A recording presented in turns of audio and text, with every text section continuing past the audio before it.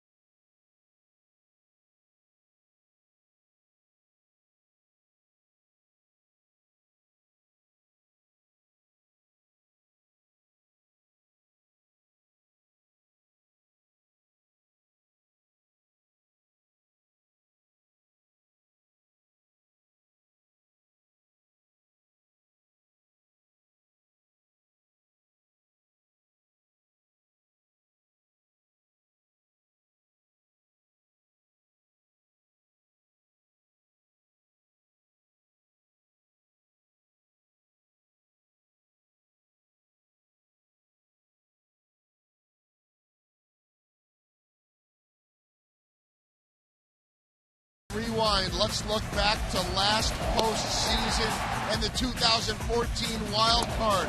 The young kid Brandon Finnegan in a huge situation, showing that he can go from college to the majors and contribute. And Brandon Finnegan has been called up to the big leagues. Orlando Caliste sent back down, and so the Royals trying to get some more length in that bullpen. Joel Goldberg alongside of Royals Hall of Famer Jeff Montgomery. It's windy, it's chilly, the rain is starting. And speaking, Monty, of that wild card game, and I want to get your thought on that, there's a little bit of thought that some of what happened last night was Jeff Samardzija doing a lot of chirping, perhaps upset from back against the wild card game in last postseason. I'm not sure why he's upset or what his deal is. I'm really unsure. They say wild card game we won. I mean, opening day we got to it, so I'm really not sure what's going on in his head. Monty, what do you think? Well, I'm surprised. A lot of times a guy comes to a new team like Samardzija, you don't see anything like this, but obviously he seems to have some kind of an axe to grind with this club. Christian Colon said he was yelling at Samardzija was yelling at him last night. He had been yelling at him during the wild card. There's definitely a thought that Jeff Samardzija started this thing last night, and then we know that it spiraled out of control. Here's to hoping for some clean baseball, no fights and a Royals win. First pitch from Jose Quintana coming up next.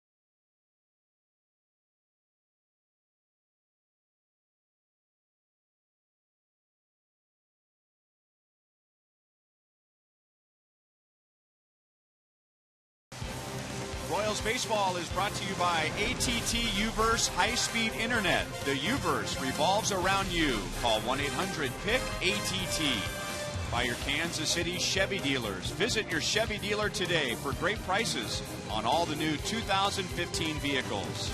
And by the Missouri Lottery.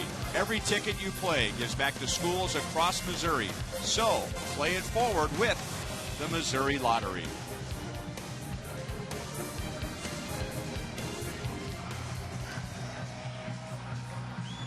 And in the blue corner, with a record of 12-4 and the best record in the American League, the defending American League champion Kansas City Royals is Ned Yost. And in the black corner, with a record of 6-9, is Robin Ventura and the Chicago White Sox.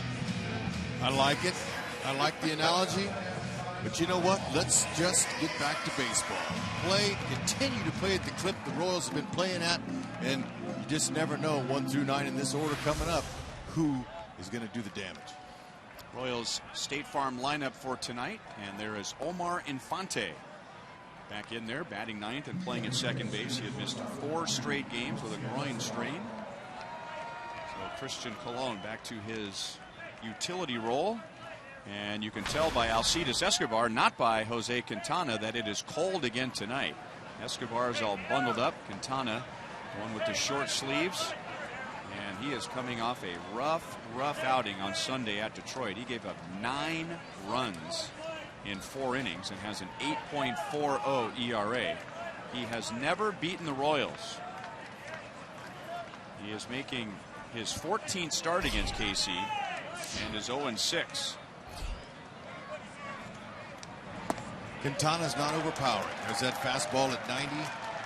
He might get to 92, but he likes to sink his fastball, cut it a little bit. He's got a curveball and a changeup. And what's been wrong with Quintana lately is he's wild in the strike zone. He throws strikes, but when you're in that middle of that plate, everybody knows what happens. You get hit. So I talked to pitching coach Donnie Cooper of the White Sox. I said, Coop, what's wrong with your guy? He's a lot better than he's pitching. He said it's his curveball. It's finishing up short. It's in the dirt. Nobody's swinging and missing. I made some adjustments with him. Hopefully he can throw that pitch for strikes down low. Out to Micah Johnson at second base. He throws out Escobar. It's all about adjustments this game of baseball. Defending behind Quintana, we highlighted this young player, Avisail Garcia. 8 career outfield assists. He's a fine athlete. He's a big guy. I mean, he could be drafted in the NFL next week. He's got that kind of size. He'd be a great linebacker. Big kid, but he runs well. He'd become the first Venezuelan linebacker in NFL history. He would. You see some of the size and the athletes that baseball has in them. Man, I'll tell you, they could make good football players. Mike Moustakas had a 3-hit night last night. And a very frightening moment when he was hit, thankfully, on the shoulder first. And then the right side of his face by Chris Sale in the 5th inning. He told me that it scared him. And when he laid down there for a few seconds at home, he just wanted to make sure he was okay. And he popped right up. I mean, this will scare anybody. When you see that 4 seams coming at your face like that, you know, you're already committing ahead. Sometimes you don't have a chance to turn. However, it was a changeup. It was not a fastball. That saved Moose.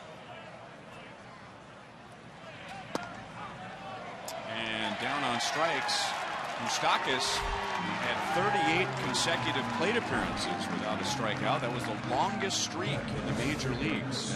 And Quintana gets him looking. And that looked, it could have been off the grid a little from what we saw. But home plate umpire Tim Timmons rung him up. Lorenzo Cain hears some boos as he steps in.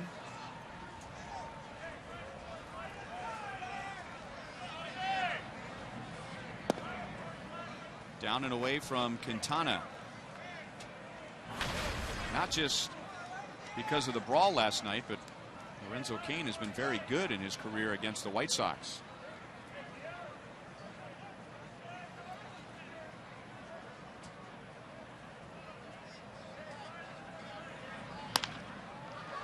And a base hit into left field to add to his already impressive numbers.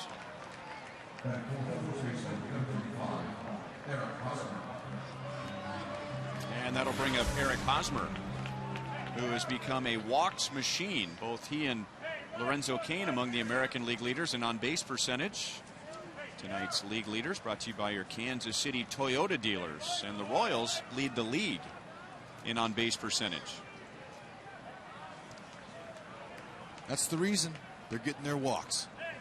And when you get your walks as a hitter, we've mentioned before, it makes the pitcher throw strikes. The next time up he goes, after he walks you, he says to himself, man, I got to throw this guy strikes. Alexei Ramirez goes way out into left center field to get Eric Hosmer and put an end to the top of the 1st inning. Chicago White Sox will be facing Danny Duffy when we come back.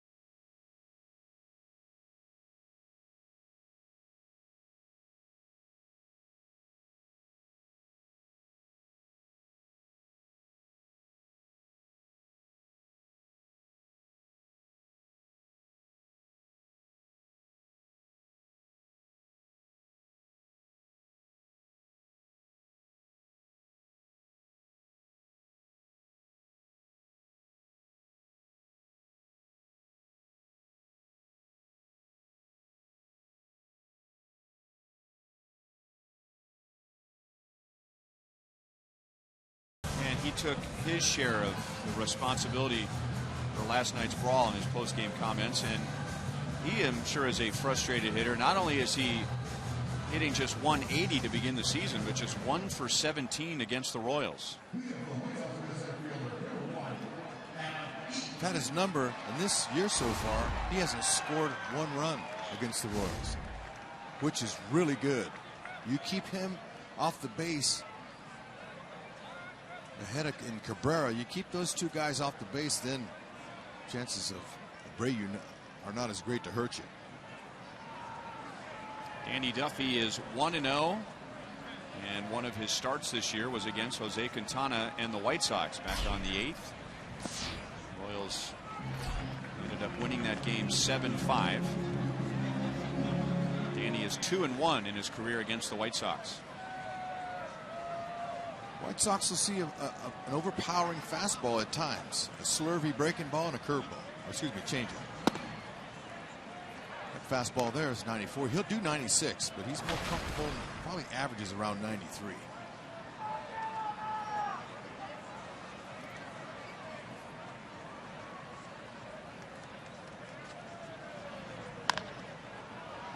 Hosmer, nice backhand on a short up.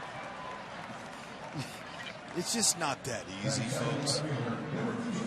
Just love how Hosmer keeps his glove down low and comes up high. Speaking of that, Moustakas, he's as good as there is, a third baseman, and he's getting better every year with his experience. Has good range to his left and right and has a cannon over the top. Comes in well on balls. Watch this. See how he stays low? Glove on the ground, come up. It's much easier to start low and finish high than start high and finish low. That ball gets under your glove. He's got great hands. And one of the reasons that frustrates the opponents. Donnie Cooper, their pitching coach, was telling me today, really? Are you guys that good? Every play that's hit, every ball that's hit, you guys make a play on. That's frustrating.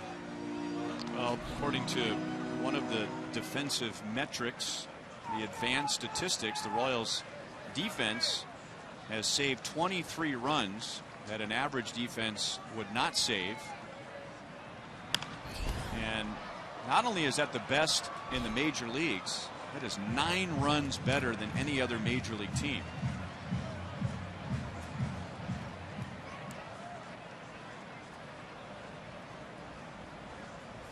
Melky Cabrera on base a couple of times last night. He doubled and scored in the 5th inning. That tied the game and eventually sent us into extra innings. The Royals won in 13. 2-2. 97. Is there such thing as a little 97? Which Melky Cabrera wasn't thinking, a little 97. No, that's just a little tongue-in-cheek. But Duffy's got it in him. Has a nice fluid delivery, finishes his pitches very well, stays on top of the ball. Now, he's not using his changeup as much as he did last season so far early this year.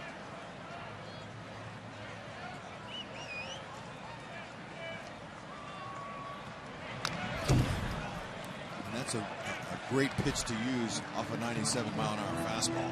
Usually his changeup's anywhere around 83, 84 miles an hour.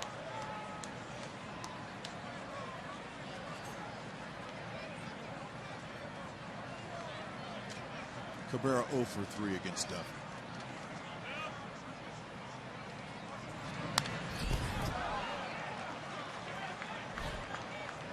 Coming right at him with the fastballs. Here is his pitch breakdown so far this year. He's been hurt a little bit with the fastballs. Opponent's hitting 371.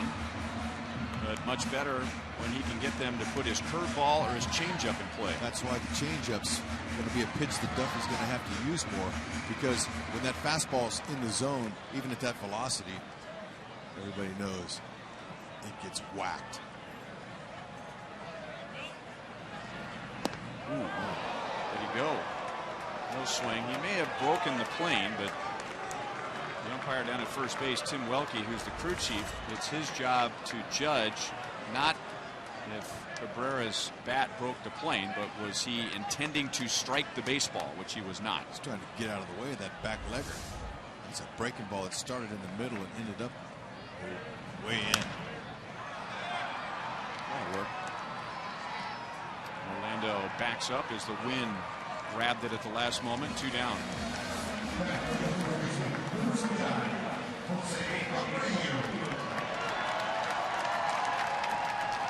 So, as we've said so many times, if you have to face Jose Abreu, you'd like to do it with 2 outs and nobody on base. And the Royals have done a lot of that this year.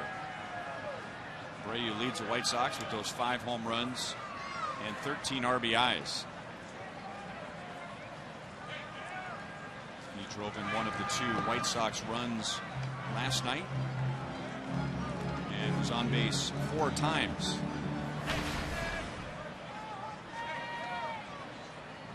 Abreu homered against Duffy when Danny faced Chicago back on the 8th at Kauffman Stadium. You know, Danny had a very interesting start against the White Sox. That would be the best way to describe it. There were times where he was dominant, 3 up, 3 down. Now you look at that line, 5 runs in 5 innings. I mean, that's a 9 ERA, but no walks, 5 strikeouts. And you were talking about the changeup, Hud. There were a couple of changeups, maybe 3 in that game, that he left up. And the White Sox made him pay for that. But aside from those 2 or 3 pitches, he was giving the White Sox fits.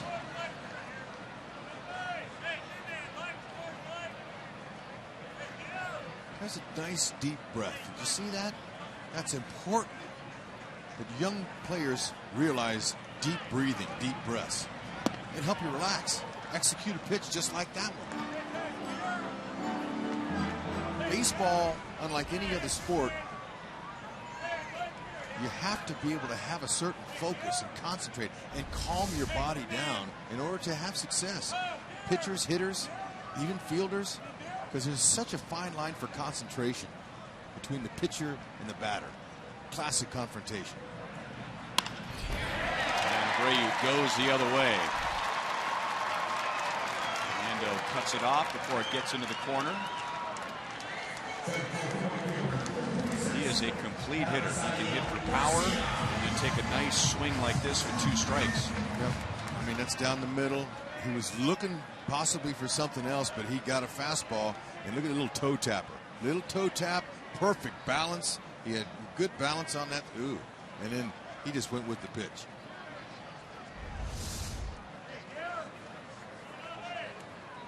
You know, Ryan, we were talking about, do you think that Abreu has a chance to be a Miguel Cabrera? Well, I mean, just talking about as far as a single season or the span of a career? I'm saying that type of hitter that's dominant, that hits 320 every year, has a 320 average. Well, time will tell. I mean, the league is still adjusting to him, but what he did last year was very Miguel Cabrera-like, hitting for average, 317, power. How many home runs? 36. RBIs? 107. Doubles? 35. That sounds like Miguel Cabrera to me. But can he do it again and again and again? Because that's what Miguel Cabrera does. Good judgment by Mike Moustakas. There was no play on the tapper hit by Avisail Garcia, and the White Sox have 2 on with 2 out. Talked about this athlete right here, Garcia, when we highlighted him on defense. He's a big guy, but he also can run. Moose did a nice job of not trying to throw that away. He's past that. Watch him go. Heads down. Focuses. Runs well.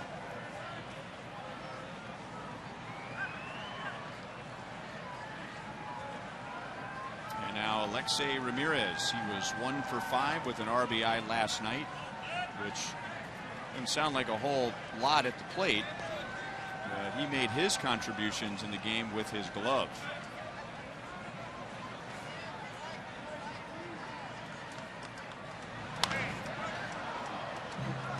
Oh, and 1. He's a splendid splinter of an athlete. Alexei Ramirez, he's a veteran. Watch him come in on the dead sprint, bare hand, and throw off his right leg. That's fundamentally sound. This right here, that's reaction. Little backflip, no look, flip to second base there. He's extremely good. That breaking ball stayed up. And thank you very much, Mother Nature. Cold, damp, heavy air and into a crosswind. And that was the difference between the end of the inning and a 3-run home run.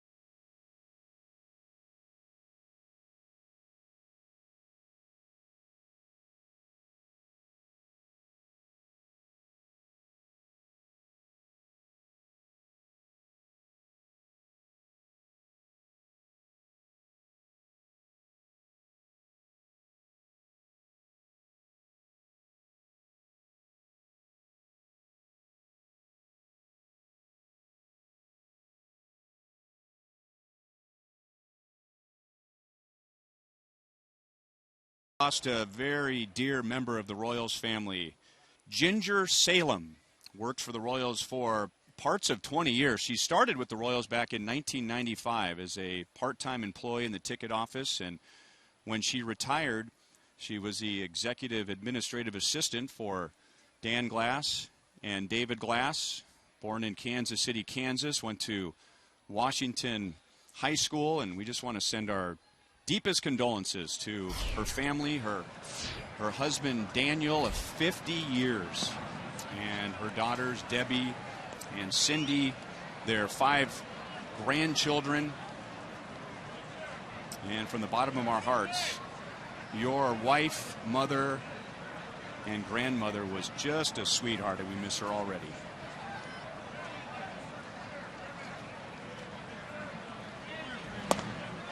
And we understand that in their final days, she was watching and cheering on the Royals from her television. And somewhere right now, I'm sure she is thrilled with this 12-4 start.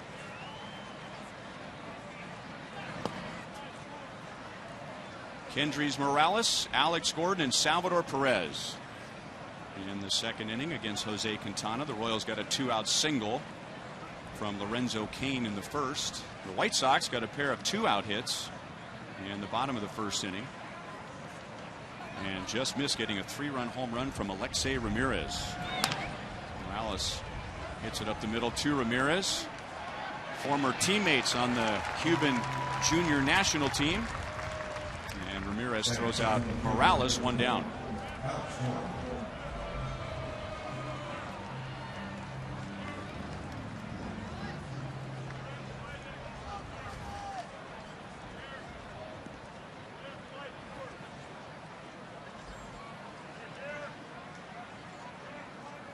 And now Alex.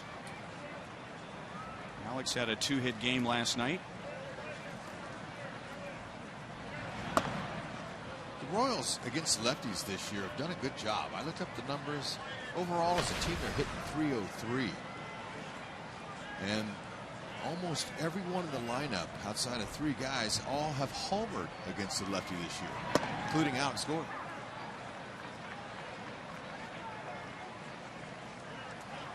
What was it last night?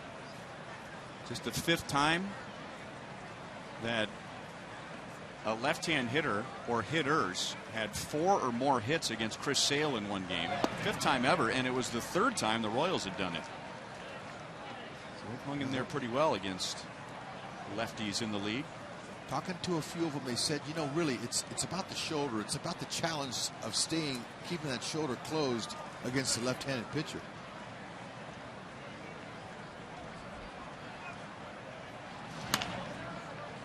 Tied him up, and Micah Johnson will throw him out. 2 down.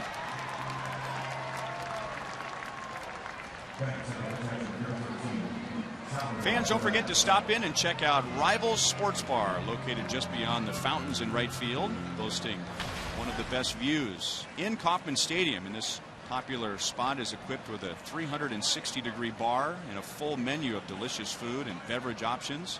You can watch the game in style with floor-to-ceiling glass and numerous HD TVs. And Rivals opens an hour and a half prior to every home game.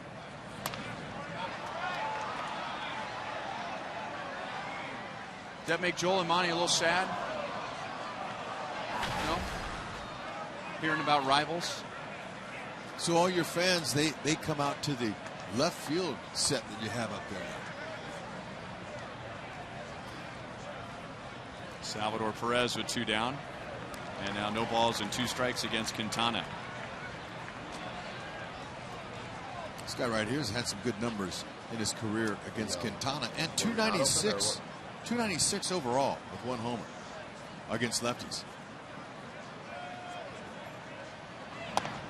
Ooh. Got the call.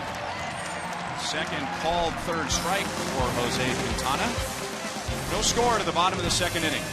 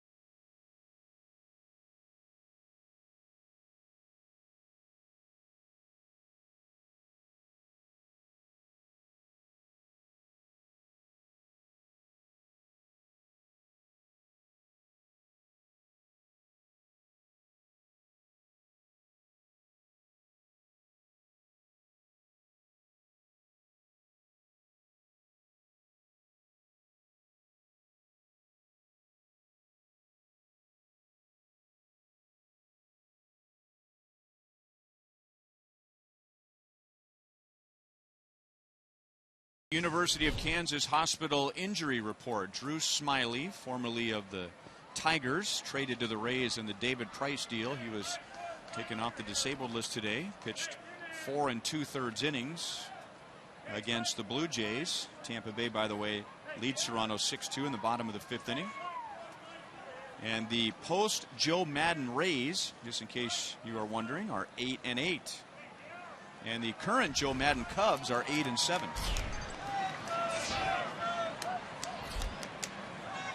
Adam LaRoche and Danny Duffy. This is outside when the White Sox and the Royals were getting after it in Kansas City. You might remember Danny throwing a pitch behind Adam LaRoche. 1-1. And Danny later said that when he did, he wished he hadn't done that.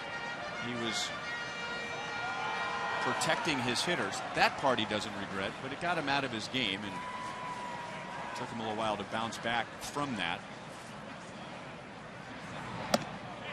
Breaking ball is high and inside, 2-1.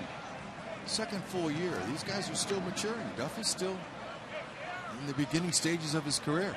And it takes time in this game. Just because they're big leaguer doesn't mean they're polished big leaguer.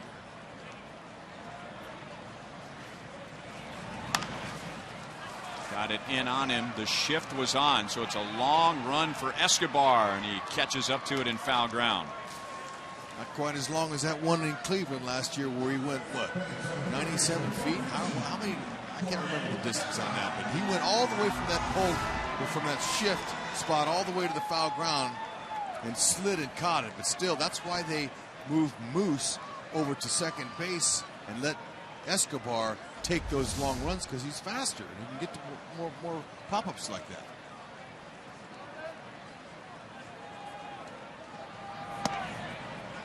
Outside to Gordon Beckham. Beckham was not in the starting lineup last night, but he came on late in the game.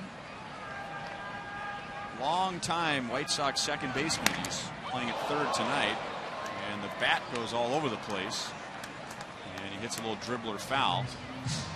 We have seen more bats split.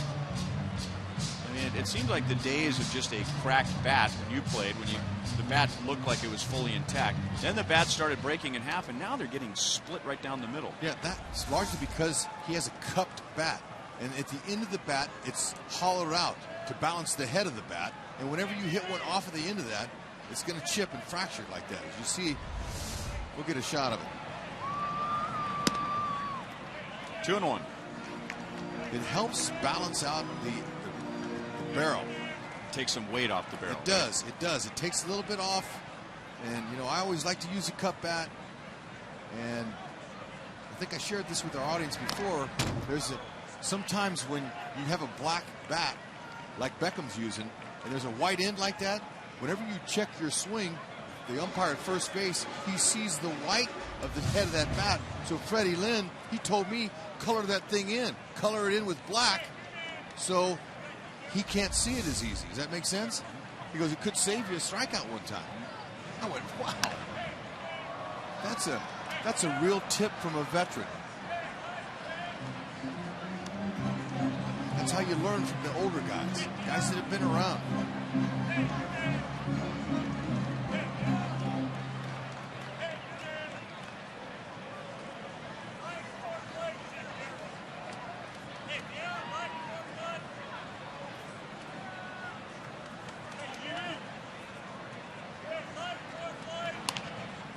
Jammed him. Beckham is out. 2 down in the second inning. All right, Royals fans, who are the 4 players who best represent the history of the Royals?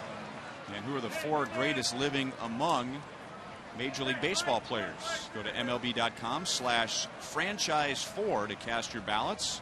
Winners will be revealed during the All-Star Game, July 14th on Fox.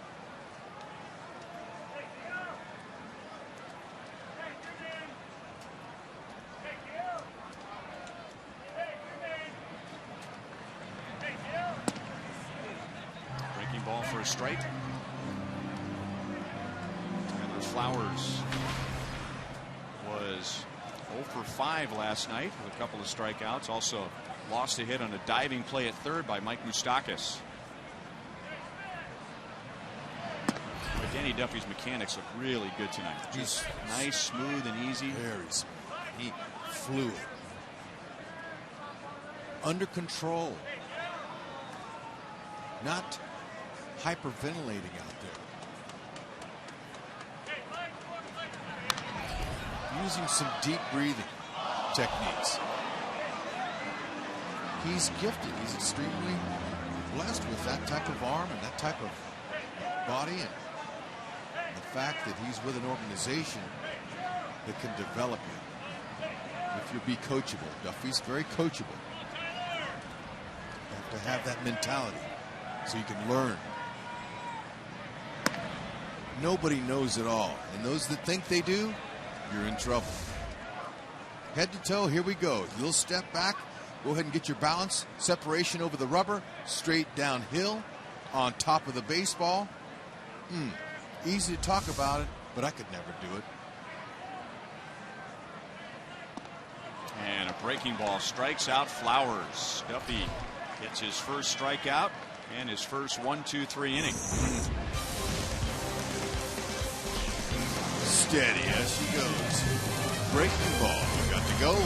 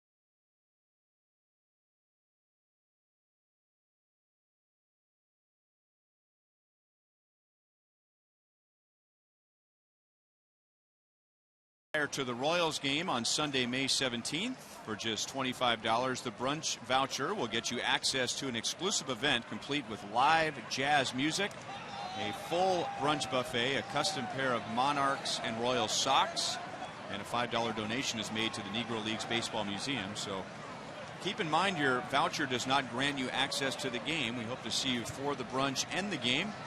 Visit Royals.com/NLBM to reserve your spot today.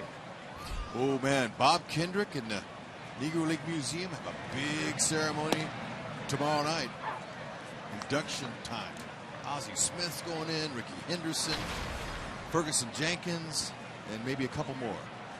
Don't have them all, but I know that they're set for a big opportunity and a lot of fun at the Negro League Museum.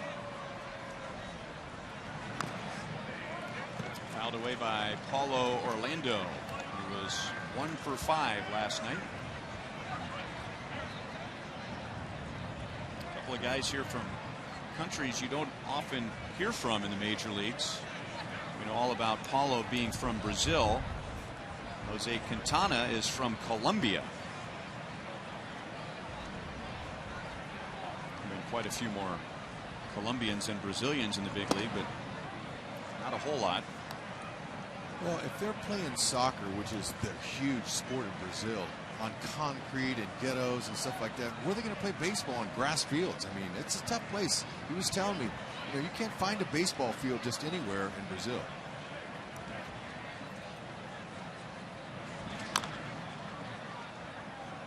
Still 1-2.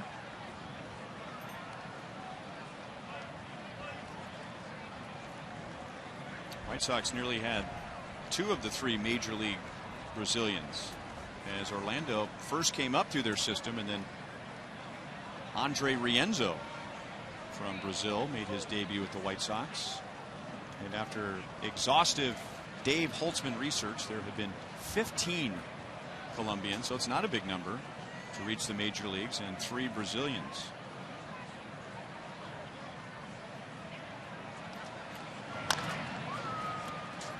And that gets past Abreu. And that should get Orlando to second base. And it does very easily, as Orlando on a cold night still glides into second base. It is ruled a double. Believe it or not, folks, it's his first big league double. He did hit a double instead of a triple. Tough chance for Abreu. Looked like the ball played him. He waited back a little bit. The short hop ate him up. Watch this. Little squibber, 2-3 hopper. Paulo sees it in front of him, and it's off to the races. See how Abreu plays it. He kind of goes back on it. Yeah, whenever you go back, that ball will play you lots of times. And there's a leadoff Royal on base. See if Infante can move him his first time up since being injured. And that was on Sunday. Tight left groin muscle, so he missed 4 games. And when he went down, he had a 9-game hitting streak. So he carries that into the game tonight. Too bad. He was just heating up. But you know, with his mechanics at the plate, simple approach, bat level, hands loose. He just takes his hands to the ball. Hopefully he can get hot again. But right here, do the job. Move him over. Look for something middle away and drive it to the right side. There's some fundamental baseball here, even if you have to give yourself up.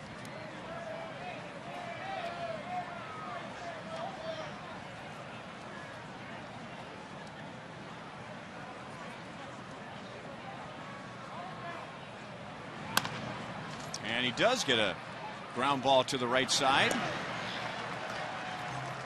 Johnson throws him out. Orlando goes to third.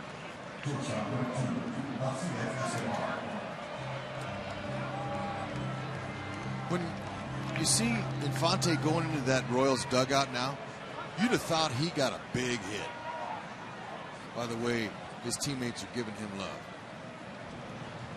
That's how the little things become large in this game of baseball. Give yourself up, do the thing right. You pull the infielders in. There's less than 2 outs now after the leadoff double. Higher percentage of scoring the run that way. Doesn't mean you're going to. But Escobar, who didn't have any hits last night, he wants to get something elevated. And Quintana knows that, so he pitches him down. White Sox bring the infield all the way in. Escobar grounded out to second base in the first inning. And Quintana, when he's going good, he's a ground ball pitcher. But so far, in his last few starts, he's only been given up 15% ground ball outs. He's been a fly ball pitcher. See him up. And that pitch was up. And Escobar muscles it into left center field to give the Royals the lead. Orlando comes down from third to score. I believe that ball would have fallen had the infielders been back anyway. And Orlando probably would have scored from second base had Infante not moved him over. But that's how the game's played. Fundamentally sound. The Royals play that way. Escobar got the pitch he was looking for. Now he's off the schneid. What did he go, 0 for 7 last night? He was 0 for 6.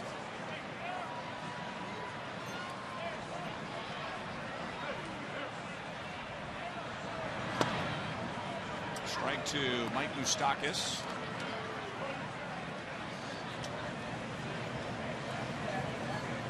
Although Orlando and the Royals rewarded once again for avoiding a strikeout and putting the ball in play with 2 strikes. Got it in between Abreu and the first base line for a double. Mike Moustakas, he's made some tweaks to his stance. I wanted to bring this up last night, but he had a plate appearance where he made contact very early. When this next pitch comes in, I want you to tell me if his stance reminds you of a left-hand hitter that you saw quite a bit of with your first major league broadcasting job. Just watch when this pitch comes in. Maybe not identical, but similar.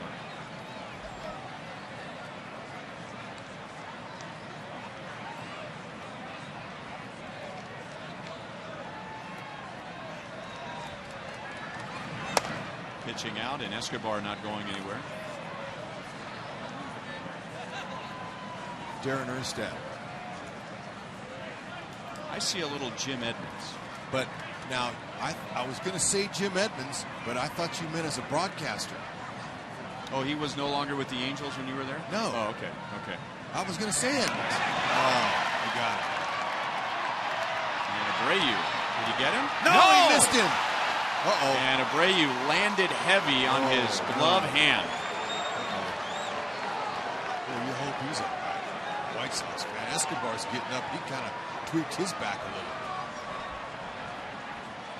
He's got to get a stolen base on that.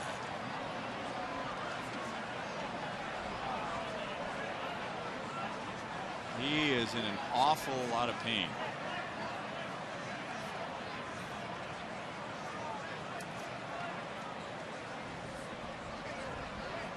We'll look at it again, but it looked like the brunt of the fall was on his glove hand, but maybe not. Either taking a look at his midsection. Let's see. I didn't see it. Let's see where he fell. Maybe, hopefully, just had the wind knocked out of it. And they might challenge this, but it's a, you know, you can see second base umpire Alexi Ramirez was in his way, so maybe he didn't see it cleanly. But you see him, he looks like he's grabbing his midsection, so maybe it was just the air, I hope. Which, well, you can understand. I mean, it is not typically, I don't even call it an injury, not typically pain that will take a player out of the game, but my gosh, when you get the wind knocked out of you. They're giving him the smelling sauce. Whatever they call that. Salsa.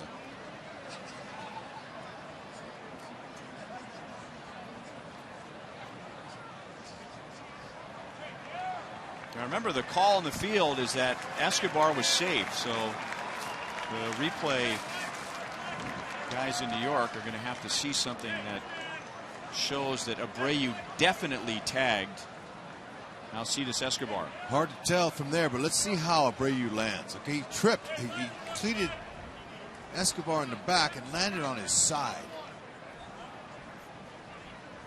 He couldn't get his footing. See where his left foot lands on Escobar right there?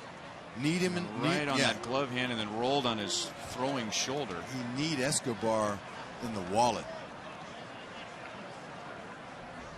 So anyway, as I was saying, you don't normally come out of the game when you get the wind knocked out of you, but for a few moments you feel like you're going to die. I mean, it's just, and it appears that Abreu is going to stay in the game and be all right. But boy, he was rolling around like he had something very serious wrong with him.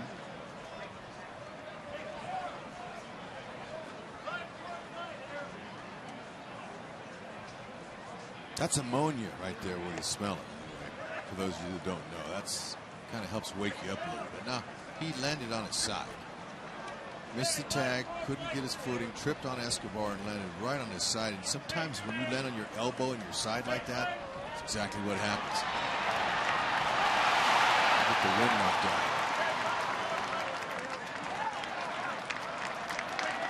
And Escobar is going to be called out. Well, now, Ed Yost looks surprised. I'm surprised, and I must say, up here in the booth, we do not have a high-definition feed, so I don't know if the guys in the truck saw anything, but I did not see. We'll take another look. I mean, well, maybe it was look at his pants. The crease in his pants. Yeah. Maybe they just, because the crease in his pants changed. Yeah, he did. All right, that's what they saw. Boy, I don't know. I mean,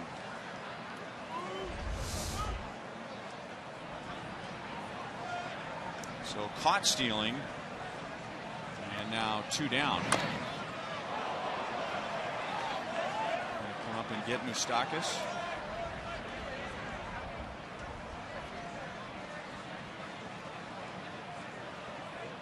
There's a big collective sigh of relief from the fans here because that guy, something happens to him, they're in trouble.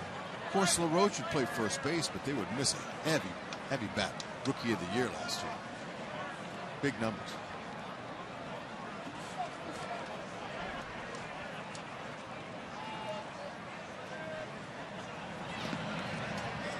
Two and 2 on Moustakas.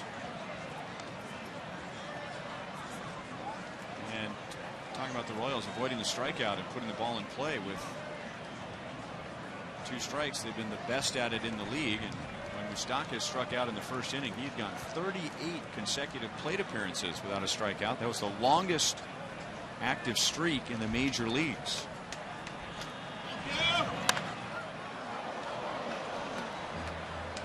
Still 2-2. Showed you the numbers the first time Moose came up. We're going to show them to you again. It's very nice. It's taken him yard a couple of times. But that last swing, man, has that been golden for Moose. Even though that one went foul, it's that 2-strike approach that's been making him so good so early.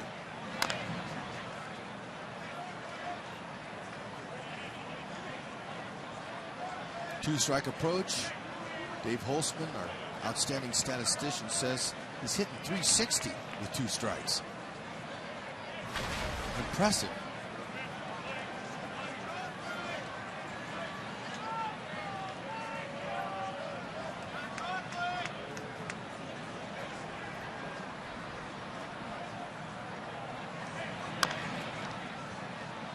We just found out from our producer Joe Lavero that the last replay we showed you of Escobar sliding into second base, that was the angle that the umpires in New York deemed to be the one that confirmed that Abreu made contact with Escobar. Escobar did not argue, by the way. So he possibly felt it as he was diving in. 3-2 on Moustakas, so that was the definitive angle.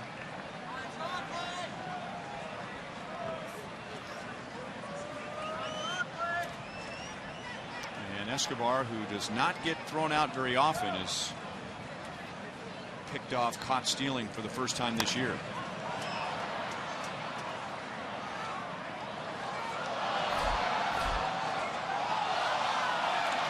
th pitch coming.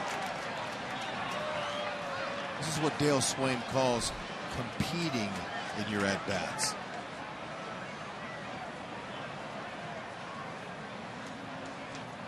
You foul off those pitches until finally the pitcher goes, you know what, here's a cookie.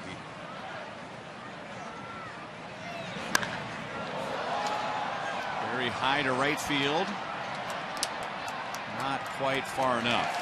So the air and the wind that knocked down Ramirez driving the first does the same to Moustakas in the third. 1-0 Royals.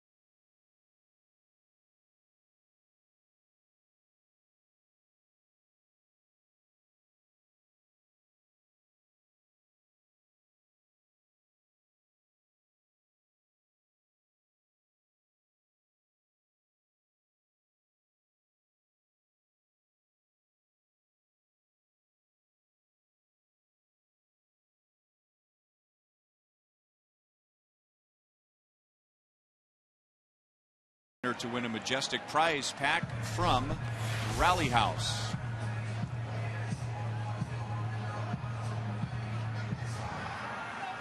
Royals take a 1-0 lead. Paulo Orlando driven in by Alcides Escobar. Now the White Sox in the bottom of the third have Micah Johnson, Adam Eaton, and Melky Cabrera.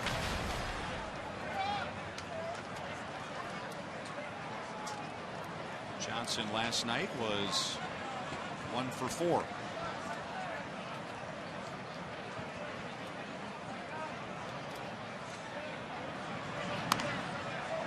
Bunted Too bad. and hard, and nobody over at first base.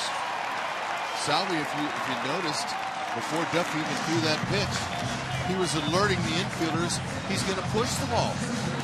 We'll show it to you. But Infante's got to cheat and go and cover. Let Hosmer field it. This guy's extremely... Look at Salvi. Look at him. You see him? He's going like that. He's going to watch for the bunt. Perfect. Make the first baseman field it.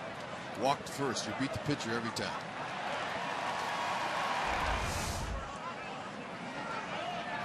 Incredible awareness Salvador Perez has. And you know, he's peeking through Eaton now because he won't. Okay, well, look at Salvi. He's saying, watch this. Infante. Yeah, he's coming to you.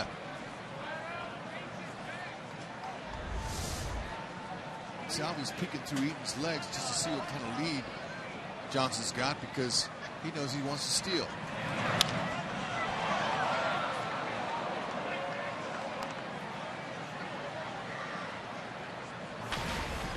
Adam Eaton grounded out to first, and Eric Hosmer made a nice backhanded play.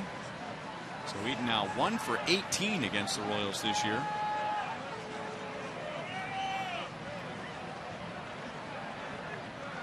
Johnson is leaning at first base, but not going anywhere as Eaton fouls it away again. Okay, I'm watching Johnson. He's getting an initial lead, but it's not very long because he knows Duffy has a great step off. Then once Duffy looks home a little bit, then he shuffles off a little more to get a bigger lead. See this short lead right here? He's respecting the step off move of Duffy, and there he's trying to get a little more.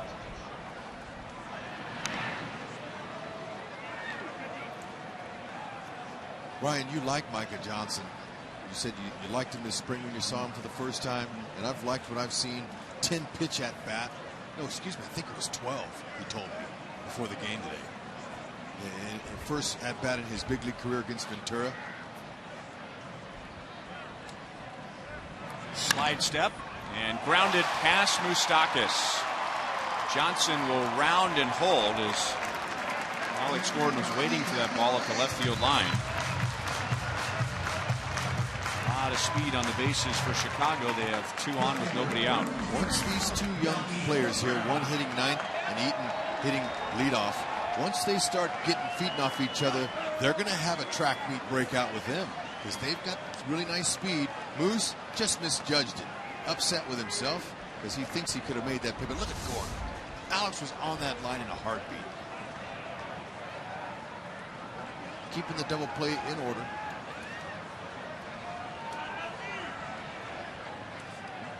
Melky Cabrera is 0 for 1. And he's bunting. Danny will take the shirt out at first. The sacrifice gets Johnson to third in the second. As cold as the weather is, Melky's a warm weather type hitter. A little bit surprised to see him sacrifice, but not in this weather. Now, when it warms up, he'll be swinging. But this is how you give yourself up. Duffy didn't rush it, took the out. It's early in the ball game. Outs are bringing. So you can look at that play 2 ways. Cabrera gets the bunt down. He gets 2 runners in scoring position. He takes the White Sox, at least temporarily, out of a double play scenario.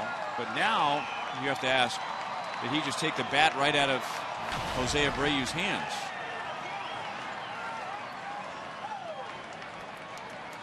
Well, the Royals will at least not intentionally walk him, but how aggressive will Duffy be with Abreu here?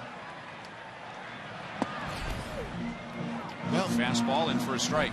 Duffy would like a strikeout, but he hasn't struck out any batters 3, 4, and 5 over the past 2 starts in 17 at-bats. So the meat of the order, he hasn't had a strikeout in his last 2 at-bats. or excuse me, two starts.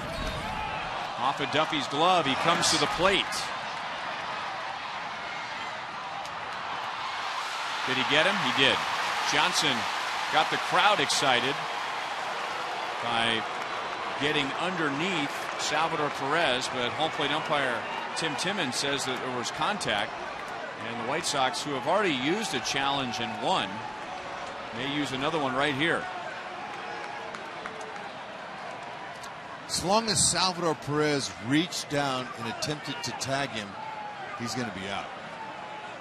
If there was no attempt to tag him and he didn't touch him, it could be overturned. Let's see Salvo.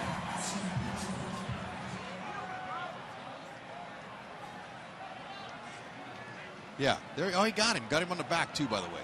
But I learned that in the rules meeting this year, that a runner, he can avoid the tag, but if the guy trying to tag him doesn't attempt to tag him, the runner can be called safe. You have to have intent to tag. Wait a minute. Sal could attempt to tag him and miss him, though, and he'd be safe. But if it's already been called that he's out, then he's out.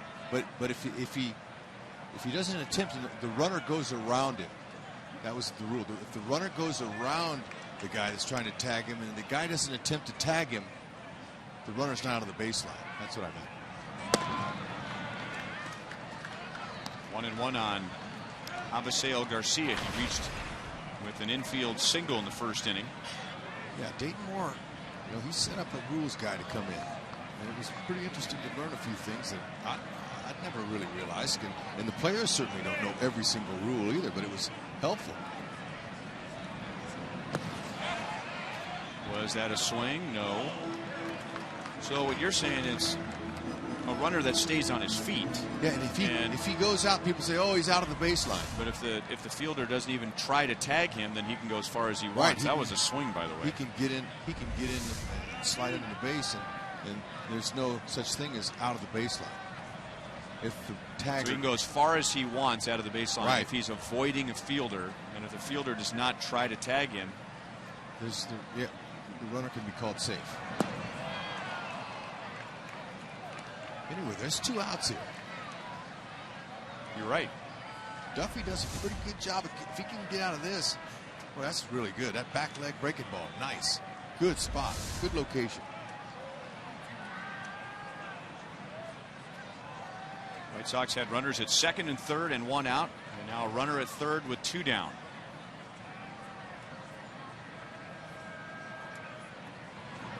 And Duffy gets out of it. So there's his strikeout against a hitter in the middle of the order, his second strikeout tonight. And Duffy works around a great scoring opportunity for the Sox.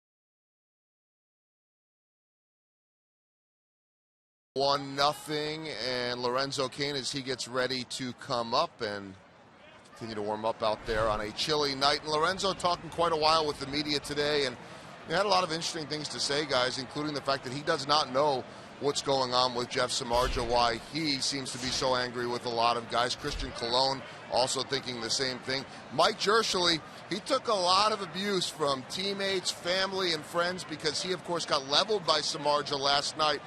But Jerschele, he went to the tape and wanted to make sure everybody knew that he took down a Notre Dame wide receiver.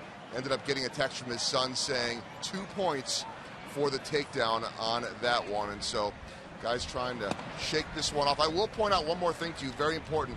Heard from some players today that said right away, right after this incident happened last night, a couple of veteran hitters pulled aside Yordano Ventura and said, you got to stop it. You're going to get some of us hurt. And the message was well received.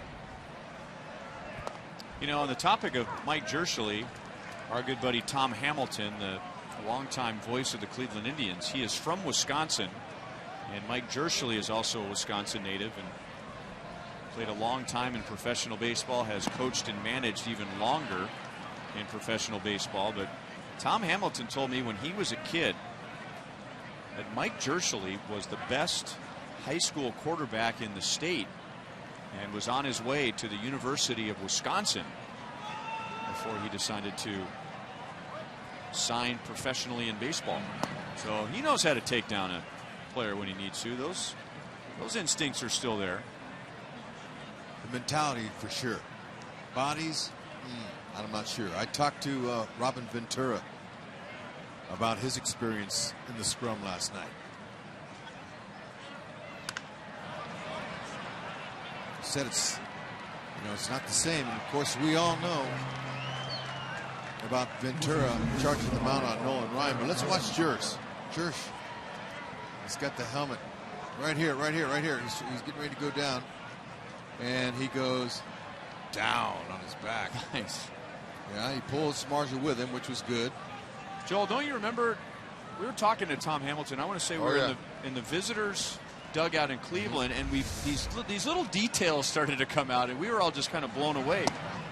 I want to say Jersch was recruited at Alabama and met with Bear Bryant or something. Yeah, I think all these stories were coming out. All these big-time legendary coaches that were recruiting him to play quarterback out of Wisconsin, and we were just going, whoa. Mike Jerschele was a spectacular athlete out of Clintonville, Wisconsin. And we should point out, too, involving Jersch, he said he was worried when he fell down last night. He was at the bottom of the pile, no big deal, and he realizes that his glasses had fallen off. And he's thinking, man, they're going to get crushed. I'm going to need to go back up to the clubhouse and get my second pair. And he looks, and just 2 feet in front of him, amidst all these feet, are his glasses that had not been stepped on or crushed. He picked up his glasses and ended up being okay. And as for another takedown of a wide receiver or anyone like that, he said he's a bit sore today.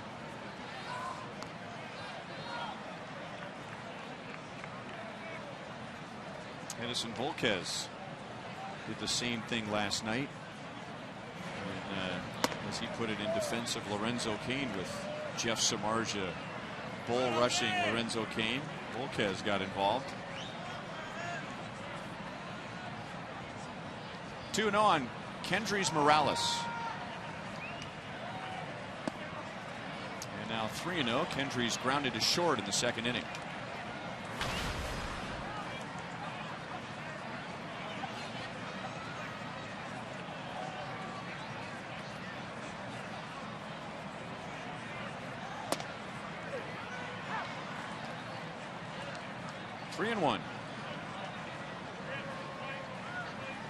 Royals scored in the third inning on Alcides Escobar's single, getting Paulo Orlando to the plate. It may have been ball 4. Morales has 6 walks. That's not bad.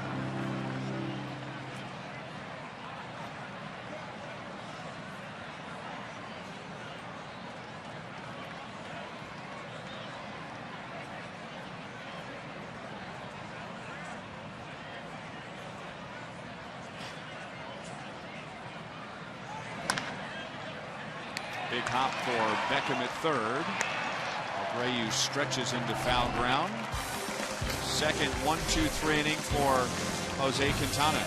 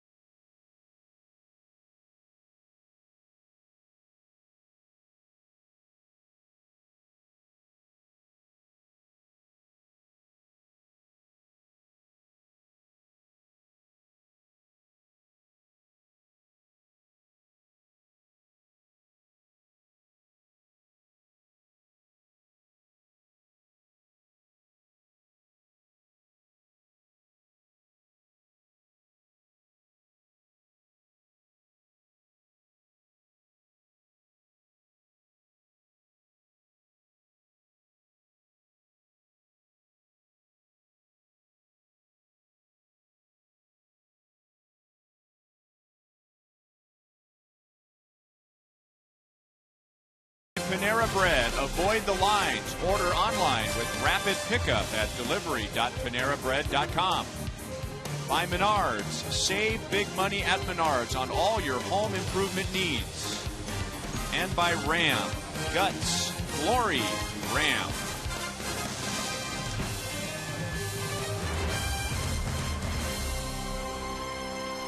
Another cold night in Chicago, and easy for me to say up in the booth, but it seems not as cold tonight, not as windy. The wind is still blowing. You can see Danny Duffy's uniform flapping in the wind.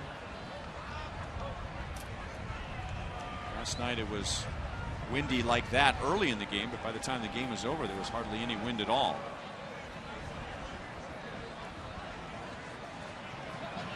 Extremely smooth delivery tonight.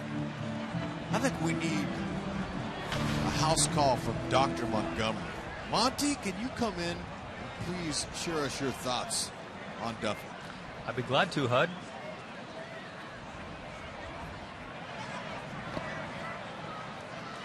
You guys, going into this game, one thing I really wanted to keep my eye on with Danny Duffy tonight was how he did with 2 outs, because so far this season, opponents hitting .300 against him with 2 outs. So it tells me there's maybe a little lack of focus, a little lack of concentration once he gets that 2 outs.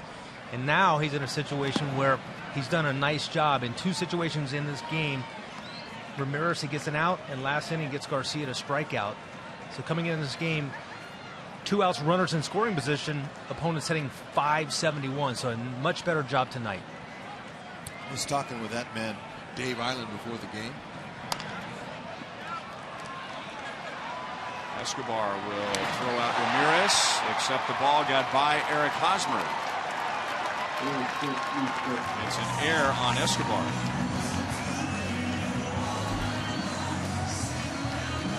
Second error on Escobar. I was surprised he didn't charge it and make the play on the run.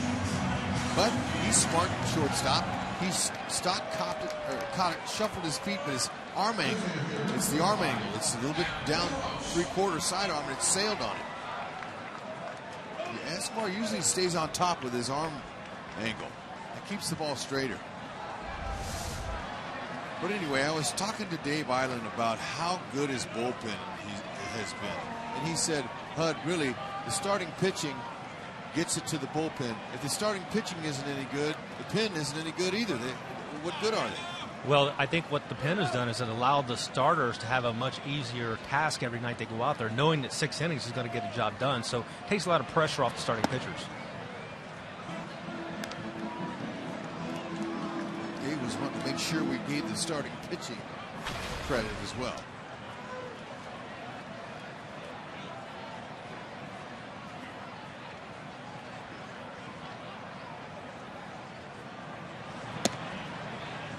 2-0.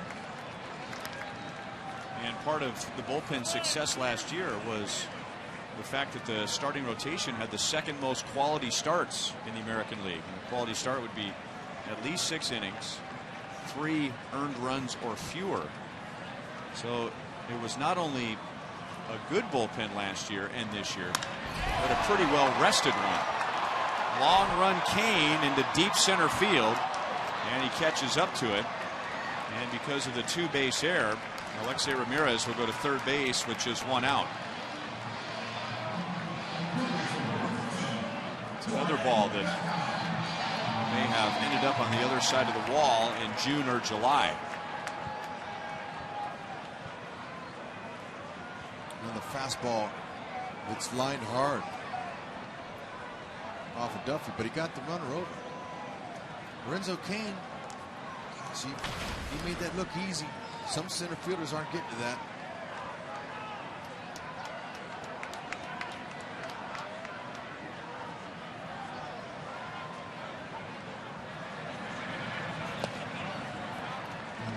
Saved by Salvador Perez with a runner at third base and 1 out.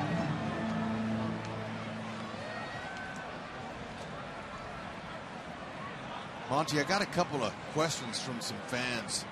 They wanted to know what a quick pitch was, because we saw Yordano Ventura last night on the pitch to Eaton, the first pitch before the altercation. He quick pitched it, and some fans, some female fans, want to know what's a quick pitch. Well, really, it's essentially exactly what it sounds like. It's the pitcher really expediting his delivery to the plate and making sure that he's almost trying to catch the hitter off guard. He's trying to sneak going in before the hitter realizes that he's going to deliver that pitch to home plate. And it's perfectly legal.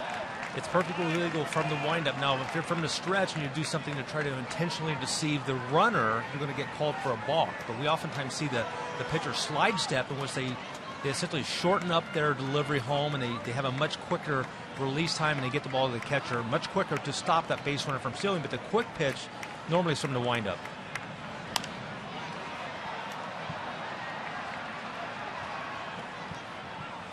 All right, let's show you. We'll show you last night. Last night first. Okay, watch Salvador. He's ready to go, and you see that really quick pitch, he delivers at home, and normally Yordano Ventura does a little fancy footwork to get himself in a position, see there, and then he delivers the ball home. He has that leg, he picks up that left leg and delivers it very normally. But last night against Eaton, it was a much quicker pitch.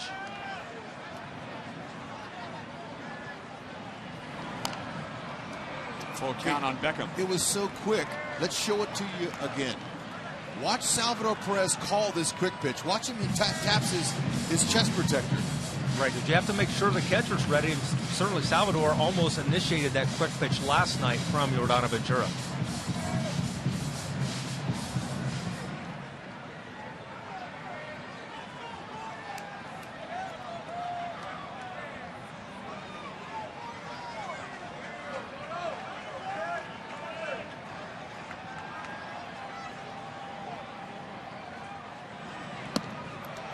Beckham walks. First and third with 1 out. And for Duffy, that is his first walk tonight. Speaking of Day of Island, here he comes out to have a chat with Duffy. All right, let's take a look at the quick pitch again and watch Salvador Perez call the pitch. And we're going to see Salvador motion to Yordano Ventura. See, Eaton's looking down. He's like not even aware that Yordano's ready to start, and Salvador gets him going in a hurry. And that is really what kind of sparked things last night, that Eaton was not happy with the fact that Yordano did quick pitch him, and he had some words to say about it. And here's a normal one again, a lot more time, a lot more deliberate.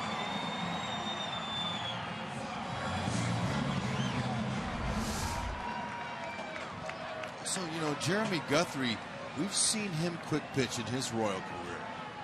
He's done a few of those a few times. Even Duffy. We've seen Duffy try it. Right. I remember Luke Hochhafer doing it a couple years ago before he was injured. He quick pitched a lot to the batters. 0-1 on Tyler Flowers. The Royals have given the White Sox 2 runners in this inning. Ramirez at third on the error by Escobar. And Beckham at first with a walk.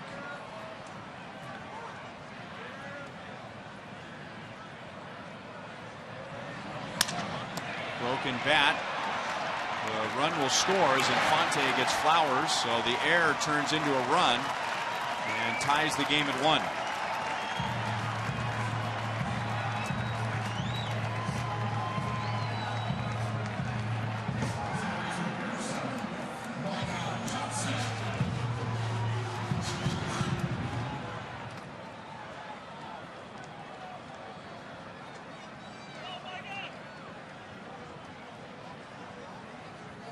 And now Micah Johnson.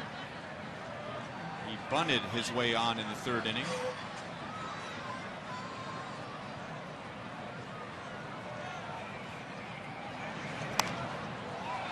Oh, 0-1. Guys, here's another one of those situations. 2 outs, runner in scoring position. Very important for Danny Duffy to bear down here. Now, he should be out of the inning as a result of the error. He's not. Important to strand this runner out of the second base. And it's Gordon Beckham.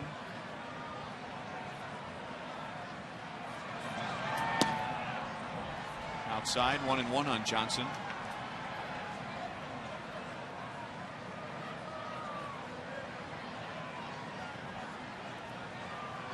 And we knew rain was on its way. It's just a matter of how hard it's going to rain. And right now, it doesn't appear to be anything that's going to affect the game, at least not for a while. There's a big cell, and the majority of it missed Chicago to the north. So if we're fortunate, it'll rain for a while like this and then clear out. It always looks a little worse on TV. The lights, you know. That skips away from Sal and gets Beckham to 3rd. A wild pitch.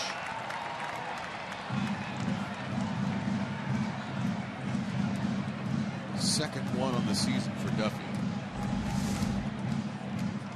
Breaking ball. Salving it all he could. It's hard to square it up in the center of your glove. Sometimes it hits the heel of the glove and kicks off. That's what happened.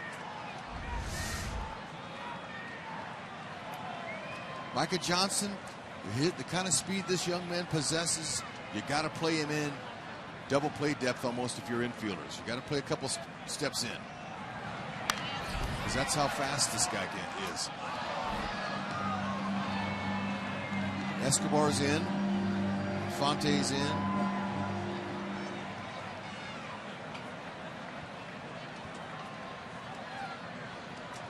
He's just getting his big league career started, but just 2 years ago, Micah Johnson had 84 stolen bases in the minor leagues. And overpowered by that fastball at 94. So the White Sox get a run without a hit and tie the game at 1 at the end of 4.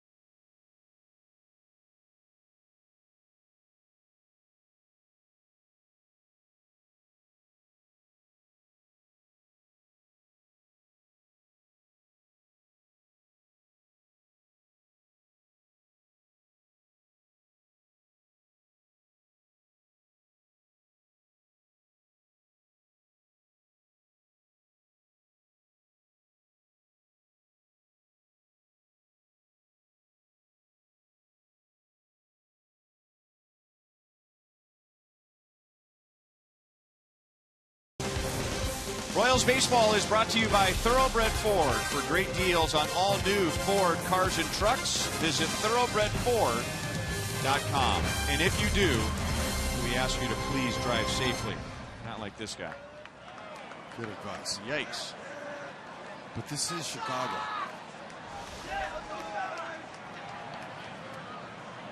Royals won on Alcides Escobar's RBI. White Sox won, and they got their run on an inning that began with an Escobar error. Jose Quintana will get Alex Gordon, Salvador Perez, and Paulo Orlando.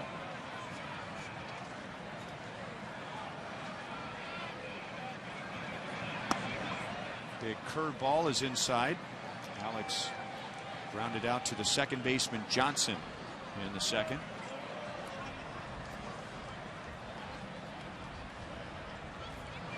You know, they have stats for everything nowadays, Ryan. And you know, Escobar, he's going to save a lot more runs than he's going to give. And so far, Escobar has saved +3 defensive runs this year. And if you're not familiar with that stat, +3 means that Escobar has made plays deemed to have saved 3 runs that an average shortstop wouldn't make. Some defenders are a minus, and that would mean that those are plays they should have made, which have led to runs. So if you're just an average defensive player, then your score should be 0. And I still don't know how they come up with that. I mean, what do they have, a guy at each game? They do that on a computer? I mean, how do they know?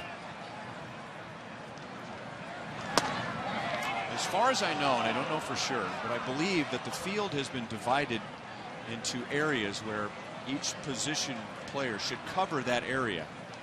And if they go out of that area, or they go from one end of the area to the other end and it is deemed, you know, beyond average range, then it's a plus.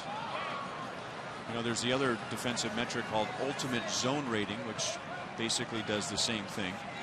And people are really trying hard to measure defense. This is very hard to do. The flaw in measuring range right now is that I think most of the time it is judged off of a television screen. And so a player may not get to a ball because the team has him shaded one way. And so he's in a position where he has to go a long way inside of his zone and maybe not make the catch. But the defensive run saved, I think, is one that's gaining more and more respect. Sounds complicated to me.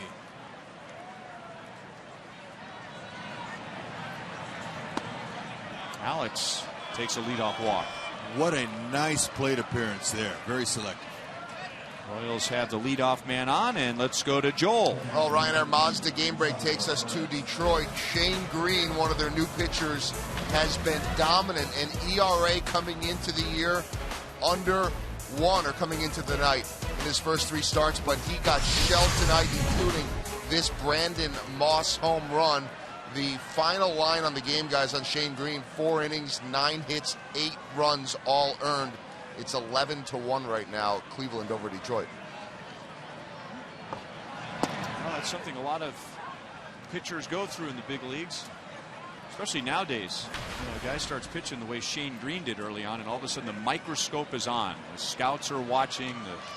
Everyone's going through video. Okay, what's the flaw? How's he getting outs? Humble pie awaits all in this game. You stay in it long enough, you're going to eat your share of it. Believe it. It is not easy.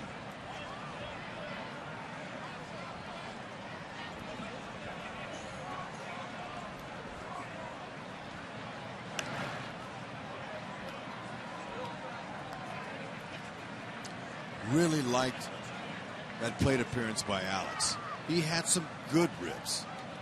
Went to the opposite field, looked like with a couple of his swings. And then spit on ball 4.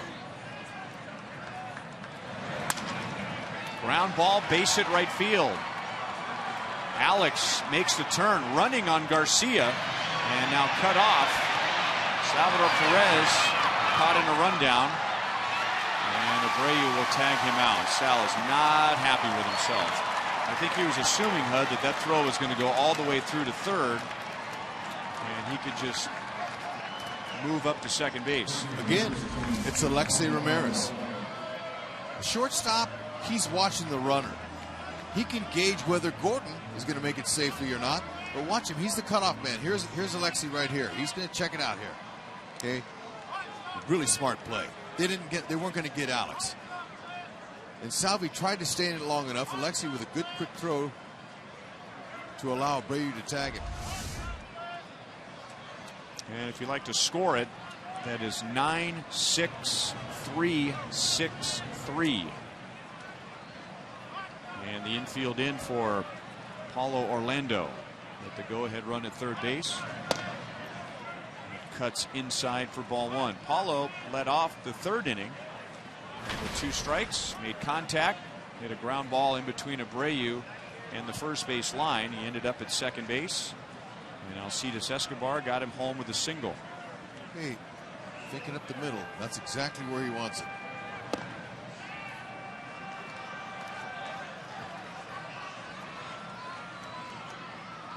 Have your focus up the middle, because that's the biggest hole on the field. And if he hits it a little bit to the left or right of the outfielders, you know that they're in for trouble. He could hit another triple. Got 5 already. Base hit left field. Paulo Orlando has scored a run. He has driven in a run. As he picks up his 4th RBI, the Royals lead 2-1 in the 5th inning. Quintana's trying to get it inside on him. He tried, but Paulo was there to meet it, and I believe his bat stayed intact. I don't think he broke it. Quick inside. Muscled it over Alexei Ramirez's head.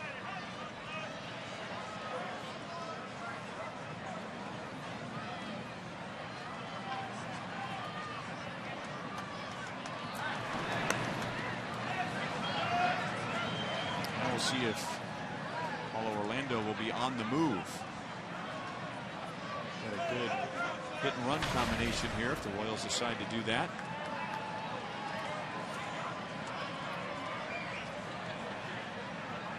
Orlando doesn't have a very threatening lead over at first base. And Infante takes a strike.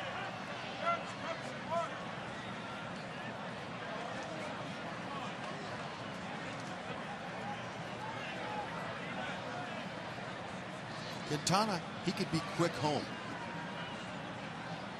He's got a little slide step that he'll use. That's it right there. Don't run on him very often. So was that this year or last year? Okay, this year. All right, so they have run on him. And they've run successfully on him. And he really hasn't fooled a Royals runner at all tonight. They have been sniffing out his move over to first base and back very easily.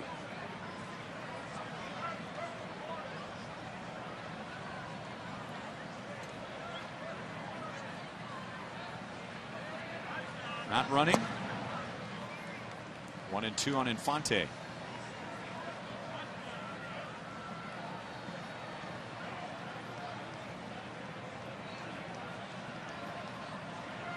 Baseball's not a good sport to play when it's cold and rainy. Too many things can happen. Ball gets wet. Ball skips in the outfielders. Players slip. Dangerous. What's your favorite cold and rainy sport? Football. Soccer.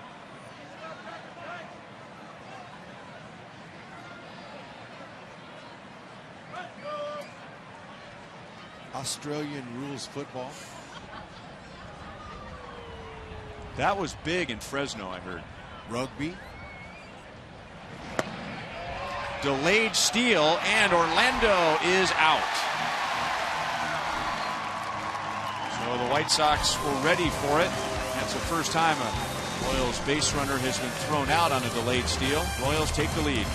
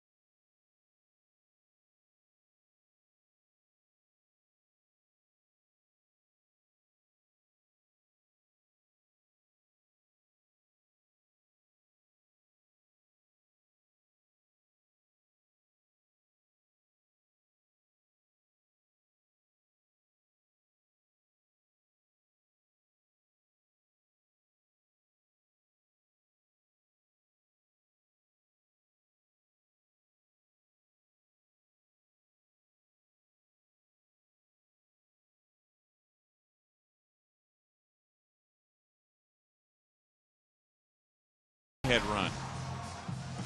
And would he look good in a pair of Zubas? You don't want to miss the second annual Zubas Palooza. That's next Friday against the Tigers. A special ticket package will feature one-of-a-kind powder blue Royals-themed Zuba pants and a game ticket, and those packages start at just $25. Royals.com/special events. If you want to purchase those now, they're going to go fast with Detroit in town for a 4-game series beginning on Thursday. This might be great pajamas. Although they're all one size fit all. I don't think they'd fit Paulo Orlando. His legs are too long. Okay, well then forget what I said. They won't look good in him. No, they could, but they just might be not fitting properly. Not bunted hard enough, and Duffy kind of a half pivot throw over to first base. He gets Adam Eaton.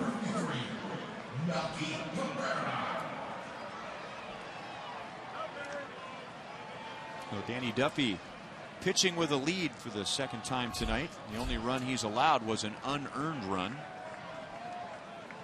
Alcides Escobar on a throwing error in the 4th inning allowed Alexei Ramirez to get to second base with nobody out. And then Ramirez scored on a ground out by Tyler Flowers. Strike 1 to Melky Cabrera, who was dropped down a sacrifice bunt and flied out to right field.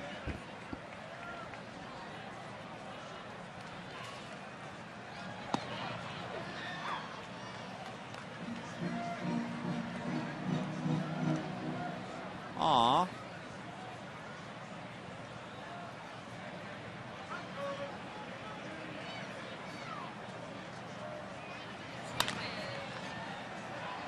Foul ball. And a good thing because it got past Hosmer. And we're seeing a lot of that. We had the cool air, the wind, and now the moisture. A lot of guys blowing in their hands in between pitches.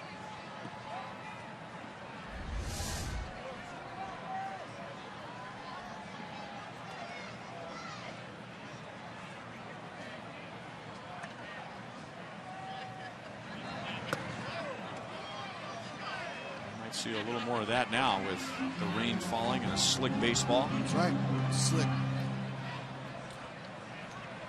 Hitters don't particularly like the fact that the pitcher can't get a good grip on the ball. There you go. There's a smart young man. Not only does he have his glove, he's got it up in a good position as the pitch comes in.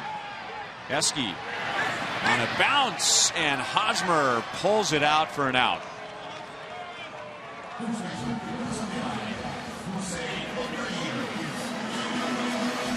Escobar, he knows the ball's wet. He's going to just get it and get it over there on a bounce. He planned that. Hosmer stays on it nicely.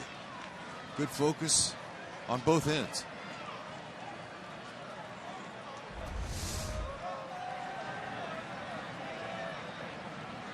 I don't see Hosmer giving up the Gold Glove anytime soon, do you? No. I don't see the catcher, Salvador Perez, giving up a gold anytime soon. Neither our left fielder, Alex Gordon. I only see it getting more rich with gold out there, with Kane getting one in center. If he can stay healthy, of course, and have a full season. And, you know, shortstop's always a question because there's so many good ones. Good sweeping breaking ball, 1-1 to Abreu. I think Escobar has a chance to win a Gold Glove before his career is over. I mean, I don't know how many he'll win, but he does have that ability.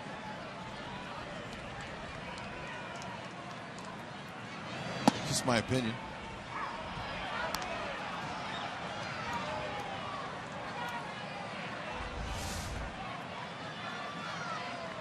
Who's to say Moose couldn't win one in his career sometime? Sal wants this pitch down. It stayed up and past the diving Moustakas. Abreu has his second hit tonight.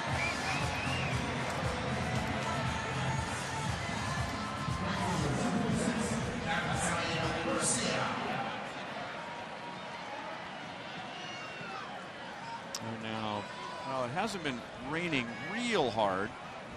Some of the fans have been getting soaked now for about an inning and making their way up the aisles for some cover. Look at this next out. It can go ahead and just downpour. Because the game is an official game after the 5th inning. In a rain out or a rain delay. Or I guess it's a rain out.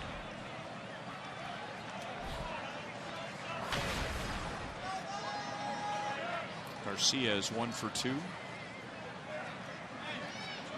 Duffy struck him out with a curve in the 3rd inning.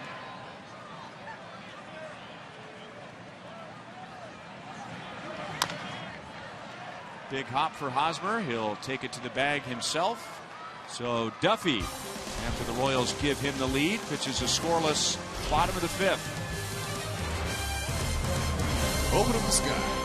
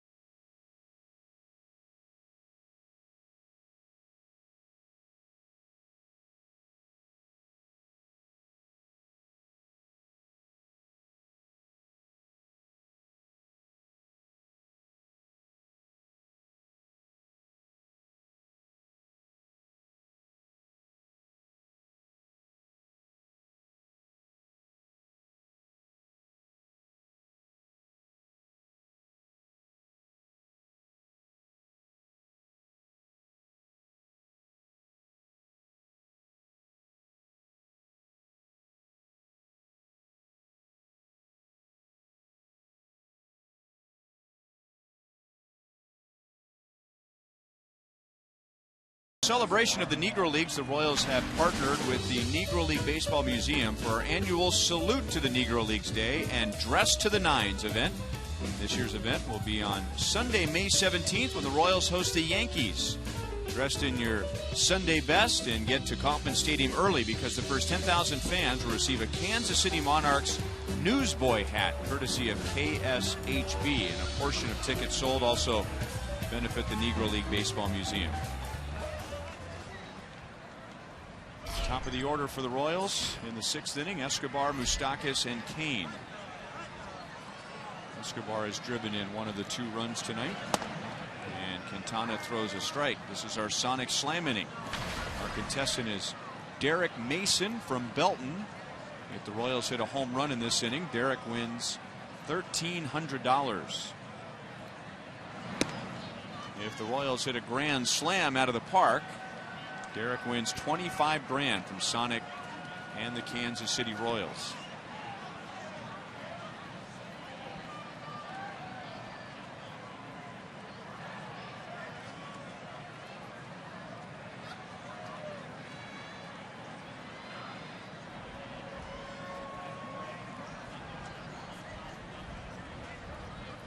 Here's the 1-1 and fastball by him. 1 ball, 2 strikes.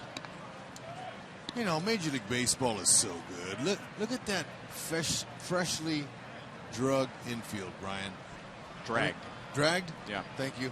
That you know, there's no bad hops out there at all. Halfway through the game, they come and they lay down. And I played on some really brutal fields in the minor leagues, and they never come, and they would never, you know, take all the bad hops out of it or anything. Major leagues, it's the best. Best conditions, best stadiums, most money. I don't know if that gal there under the blanket with the umbrella is thinking best everything at the moment, but I get your point. I just saw him dragging the infield. I'm thinking, you know, what an advantage. Good pitch there. Quintana.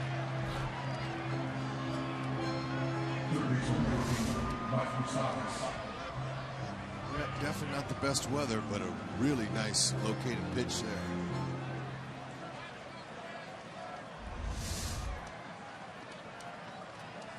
Both pitchers have given up 1 hit. Both have only walked 1. Quintana has just given up 1 more run.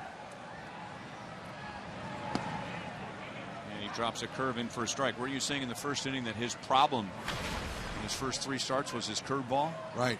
That's been his finishing pitch to finish guys off, especially against righties. And that pitch to Escobar was exactly where he wanted it.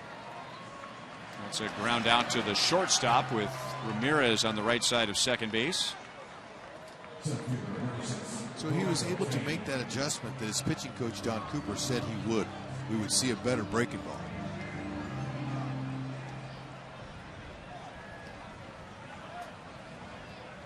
Both lefties are 26 years old, Jose Quintana and Danny Duffy.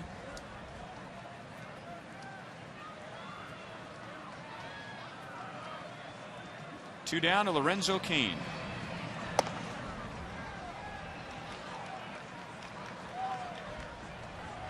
Lorenzo singled in the 1st inning and flied to right in the 4th.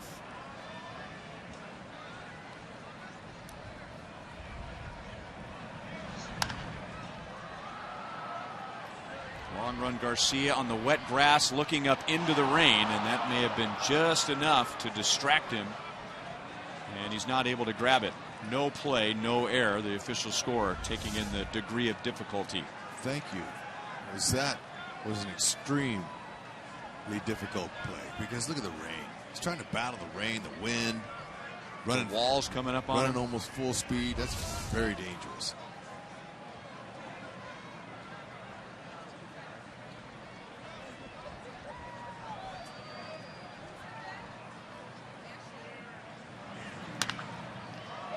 Over Beckham and into left field. Lorenzo Cain has a multi-hit game. Now he's digging for 2 on Melky Cabrera, and he's in there with a 2-out double.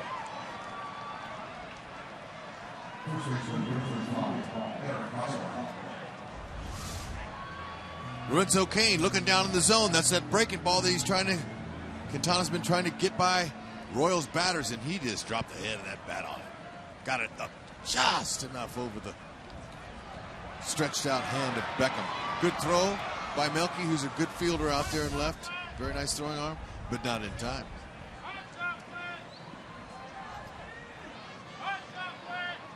Sixth double, sixth multi-hit game for Lorenzo Cain. And now Eric Hosmer.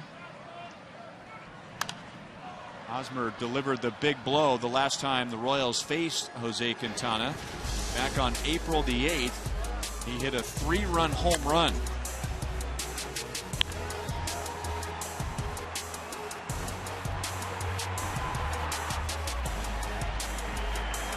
And when you hit a 3-run home run, you don't even have to drink your own water. And you don't have to use your hand anyway. Quintana has really been hurt by 3 home runs. He has allowed 17 runs this year, and 9 of those 17 runs have come on home runs, and only 3 home runs. Last time out, Quintana was really hurt by Yoenis Cespedes of the Tigers. Cespedes hit a grand slam and a 2-run home run against Quintana, and then the 3-run home run that Hosmer hit against him. So on 3 swings, he has allowed 9 of the 17 runs he's allowed this year. Tonight, he's kept the ball not only in the ballpark, but far away from the wall. And doing exactly like his pitching coach wants him to do. He said the reason that he was getting pounded because he was wild in the strike zone.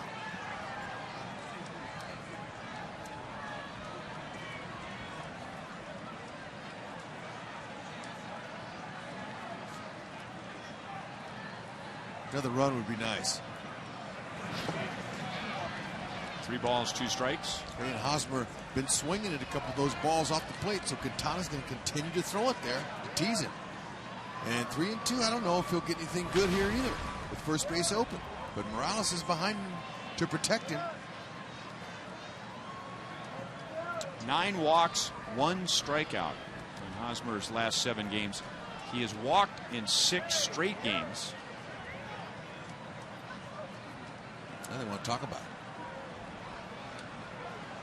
And the home plate umpire, Tim Timmons, while they're doing so, he needs a towel to wipe off home plate.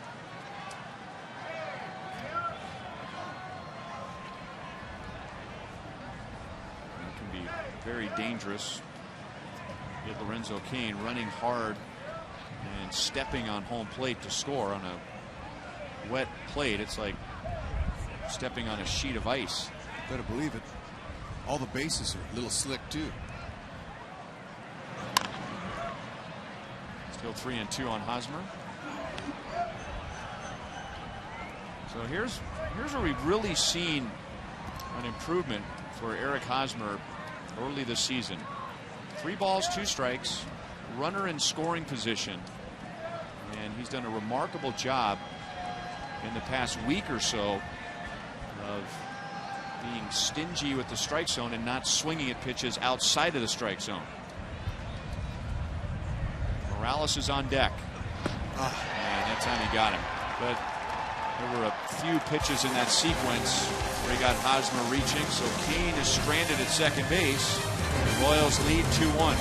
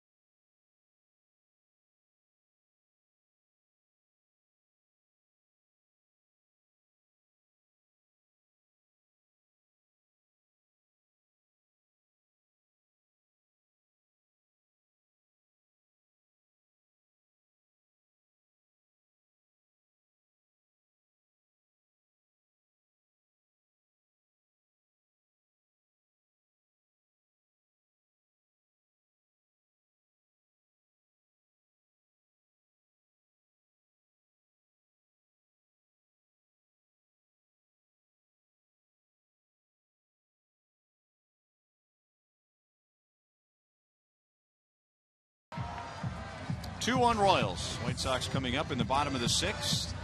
Did you know that MLB.TV Premium is the #1 live streaming sports service? You can watch every out-of-market regular season game live or on demand in HD with highlights, live look-ins, and pitch tracking. Every night on every device. Blackout and other restrictions apply. Visit MLB.TV for details. Here's a look at tomorrow's starting pitcher, Edison Volquez. And tomorrow, we're expecting a lot of what you're seeing right now. Cold, wind, and rain. The forecast has actually gotten a little better. It has gone from a 100% chance for rain to a 90% chance for rain. So take that for what it's worth. Knowing the White Sox and how the Royals are playing right now, which is good, if there's any moisture in the air whatsoever, I bet they call the game early and therefore don't have to wait around the ballpark the whole day. That's just my opinion.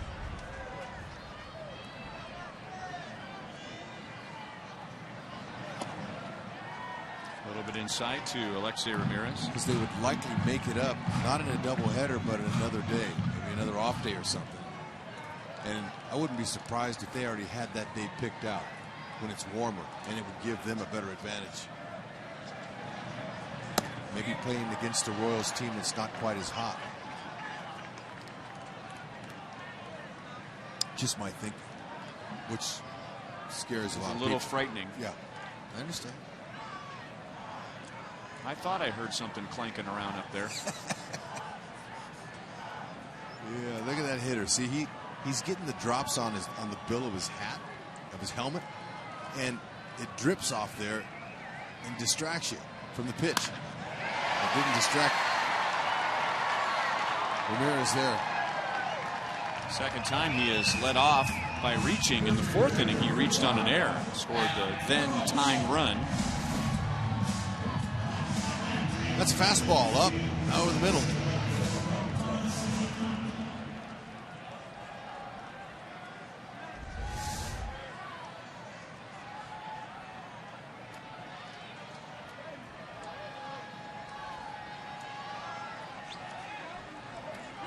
And now Danny will get Adam LaRoche coming up on 90 pitches, and they're active in the Royals bullpen.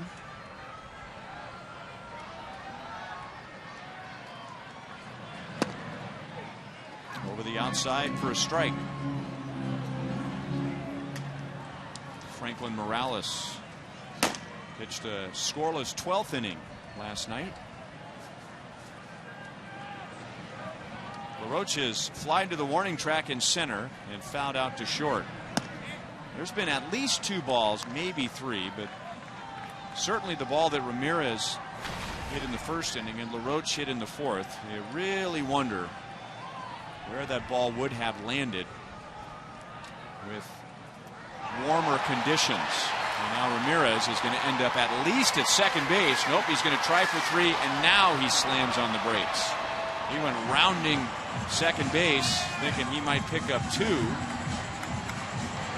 Decided to hold. Yep.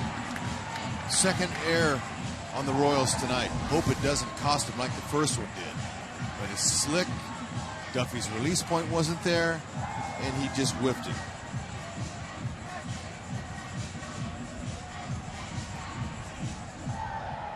Just a 1-run lead tonight. Duffy trying to hold it, try to get through 6.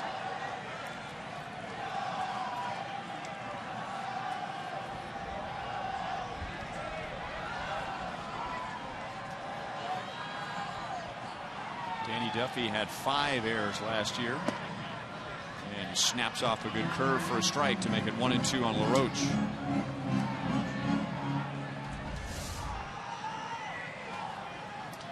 Beauty, even in the pouring rain. Good break to it. Call it what you want. Curveball or a slurve. Combination slider and curve. That breaking ball was up and fouled back by LaRoche.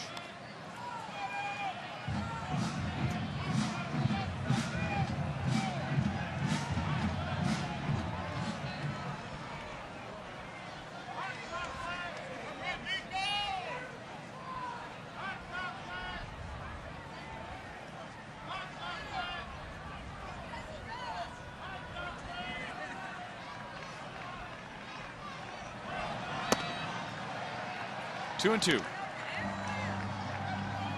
93 pitches for Danny Duffy.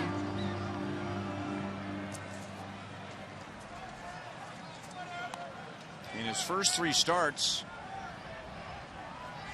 he has gone 81 pitches, 89 pitches, 93 pitches, and now 93 again. So this next pitch will be the most he has had in one start.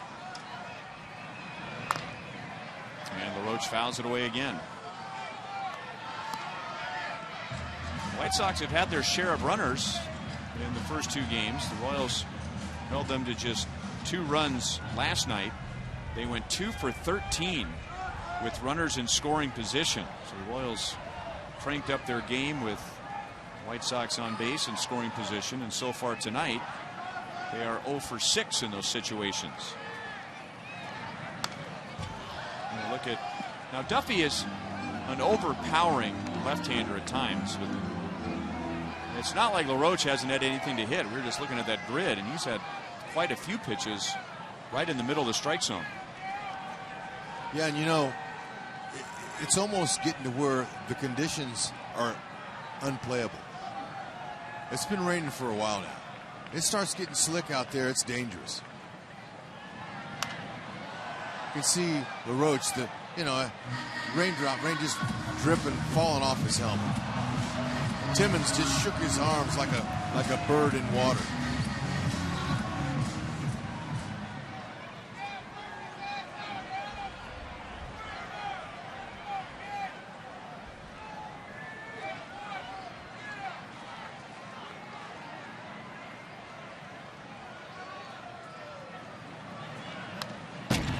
Another foul ball. Danny just putting him right inside that grid, and LaRoche can't make solid contact.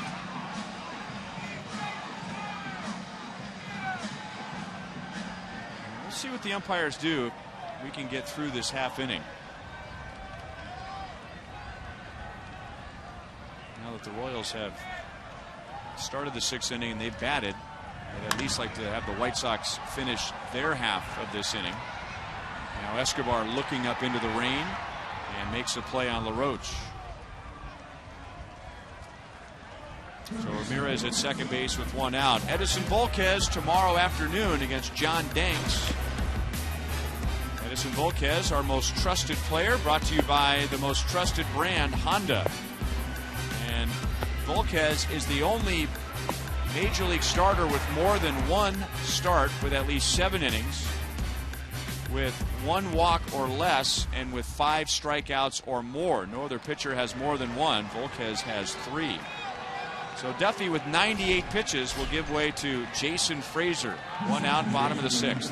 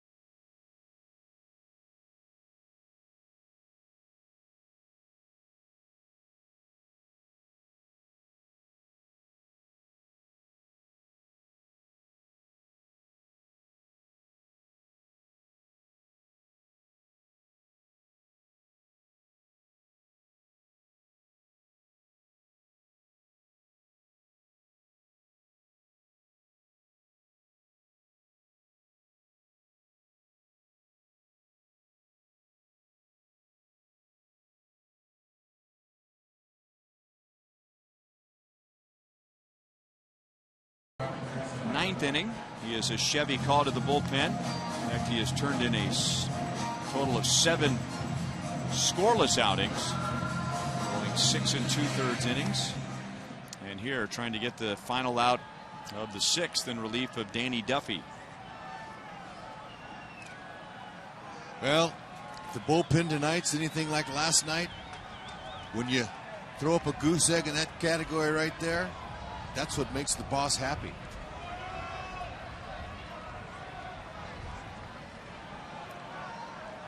Royals with no earned runs out of their bullpen in the last 28 innings.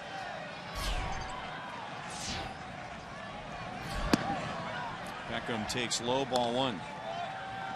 Ramirez reached on a single, went to second on a throwing error by Duffy. Beckham is walked and grounded out to third.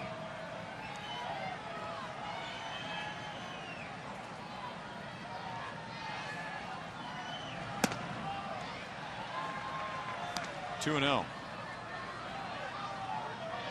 You don't need to tell the White Sox about the Royals bullpen. Well, the Royals have a 28-inning scoreless streak out of the pen. They have had 20 straight scoreless innings against the White Sox.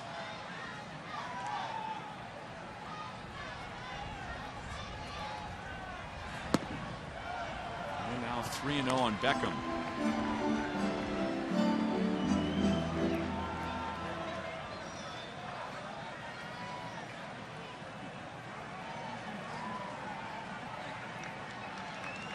Look at that guy. Just showed a fan in the background standing behind the White Sox dugout. He is just soaked. Yes. It's been raining like this now for 30-45 minutes. It's pouring.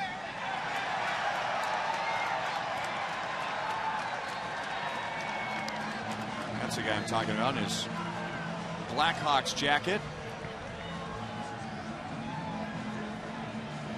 No hat, no umbrella, no scarf.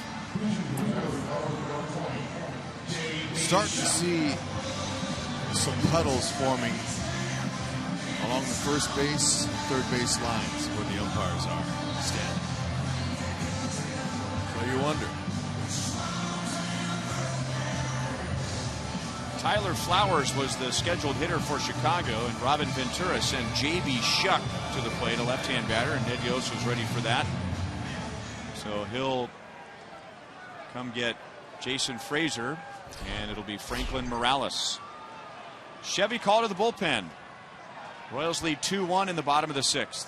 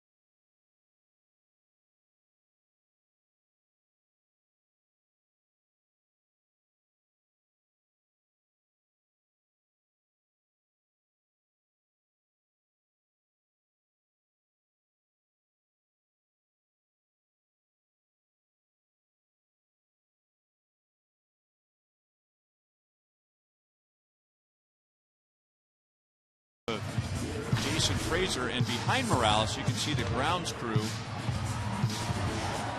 frantically getting some of that diamond dry compound on those puddles that HUD was talking about. It is getting to a point, as you said, where it's almost unplayable. Pitchers are having a tough time throwing strikes. Roger Bossert has been the head groundskeeper here for a long, long time.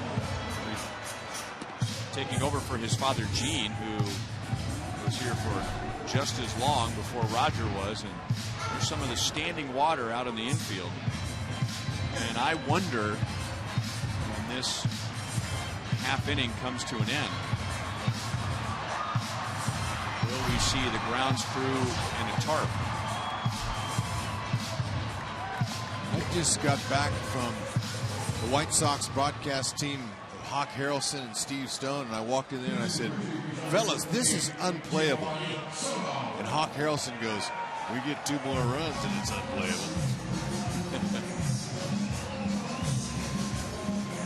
Well, J.B. Shuck, in a very curious move, certainly won't question Robin Ventura. He knows his team better than we do, but to pull his catcher from the game with 1 out in the 6th inning when Tyler Flowers has the ability to hit a home run, and went with a light hitting J.B. Shuck, and now Shuck won't even hit as Morales comes on, and Giovanni Soto will bat against Morales.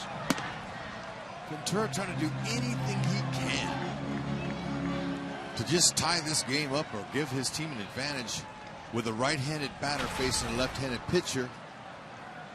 A little easier to hit that breaking ball coming into the righty. Well, maybe with the numbers we just showed you, maybe this was the strategy that Robin Ventura had all along. Soto 3 for 3 with a home run against Morales. He has Ramirez at second base, Beckham at first with 1 out. This will not be a routine play at all. Kane makes the play. 1 runner tags as Ramirez goes to third, and there are 2 down.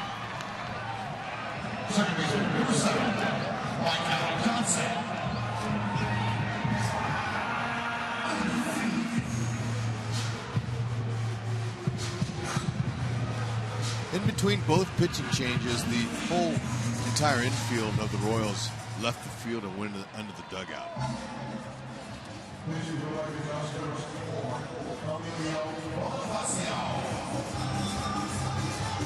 That does not look like a couple of guys playing baseball.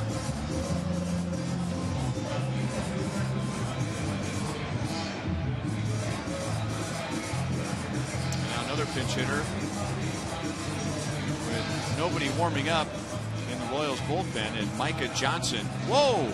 Emilio Bonifacio. What was that? Micah Johnson, a left-hand batter.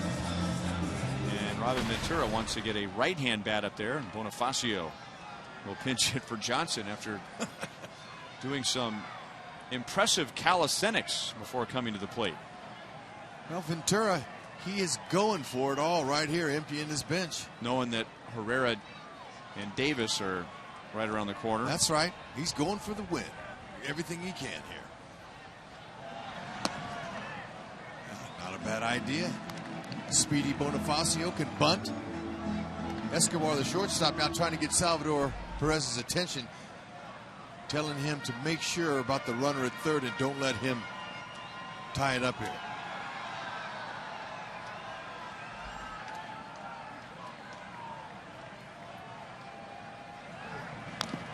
Sometimes, you know, if you're desperate as a manager, why not attempt a 2-out double steal? Runner at first goes, stops halfway, getting a rundown, see if one of the guys slip, runner from third scores. Those are tactics some managers would use with 2 outs. So long it's not one of your base runners, that's one of the guys that slips. Exactly, but you're taking a chance. You got to take chances in this game.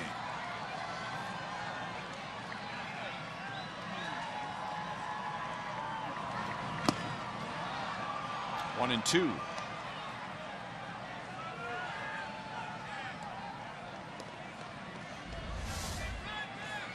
Morales just challenged him right down the middle. 91.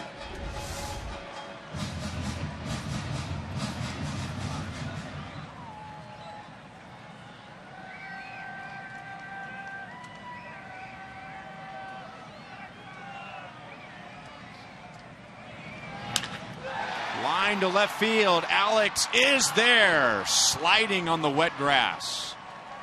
And the White Sox continue to struggle with runners in scoring position. They are now 0 for 9. Heartbreaker, but hang with them. Nice play.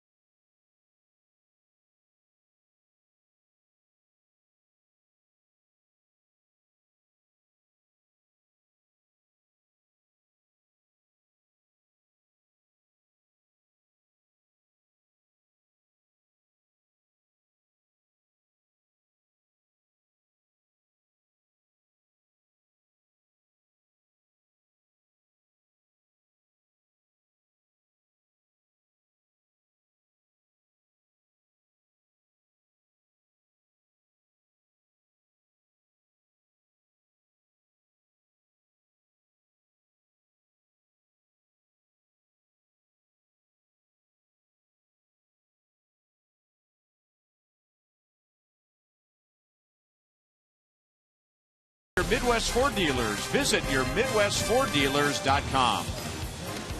And by Academy Sports and Outdoors. Right stuff, low price every day.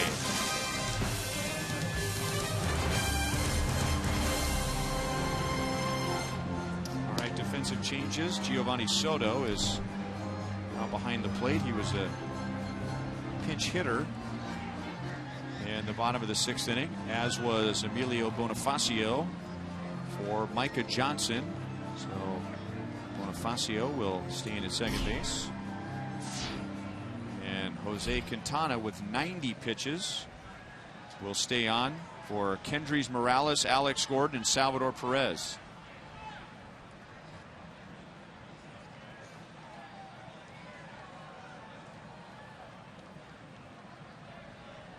Bonifacio gets on top of that ball he just hit, just an 1/8 of an inch. It's a tie game.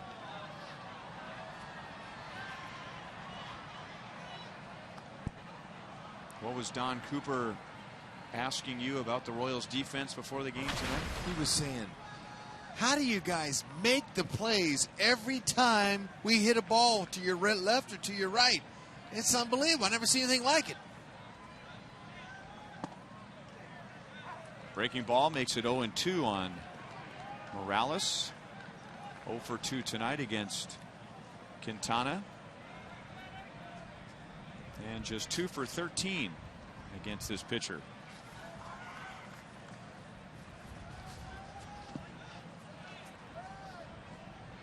I wonder how much tomorrow's forecast has to do with what the umpires are allowing the guys to play through tonight.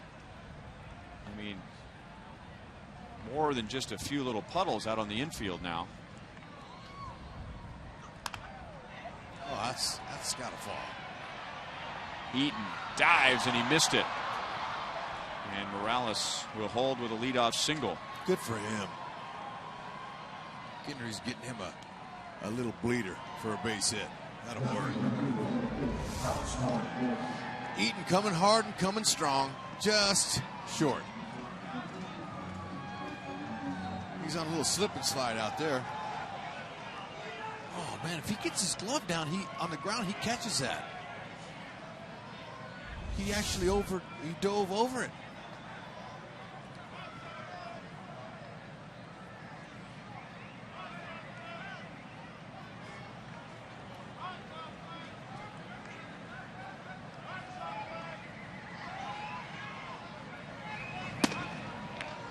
little bit outside to Alex. He walked leading off the 5th inning and scored on Paulo Orlando's single. That's the difference in the game. Royals scored in the 3rd inning on Escobar's RBI. The White Sox got an unearned run in the 4th to tie it, and Orlando put the Royals in front in the 5th. Alex high and deep into right center field. The ball is not carrying at all tonight, and Eaton brings it down for out number 1. Nice pass on the ball.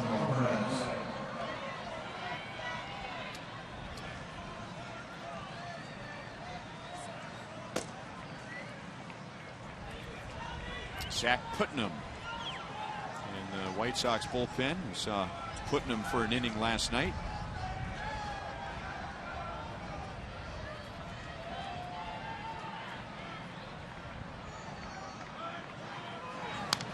Good swing by Salvador Perez. The rain has let up a little. The cold has not. You can see the hot air creating some steam with every Salvador Perez exhale.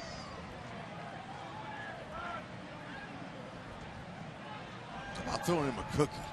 Let him exhale one over the wall. Beckham Fields out at second base and a double play. 5-4-3. Stretch time in Chicago in the rain. The Royals lead 2-1.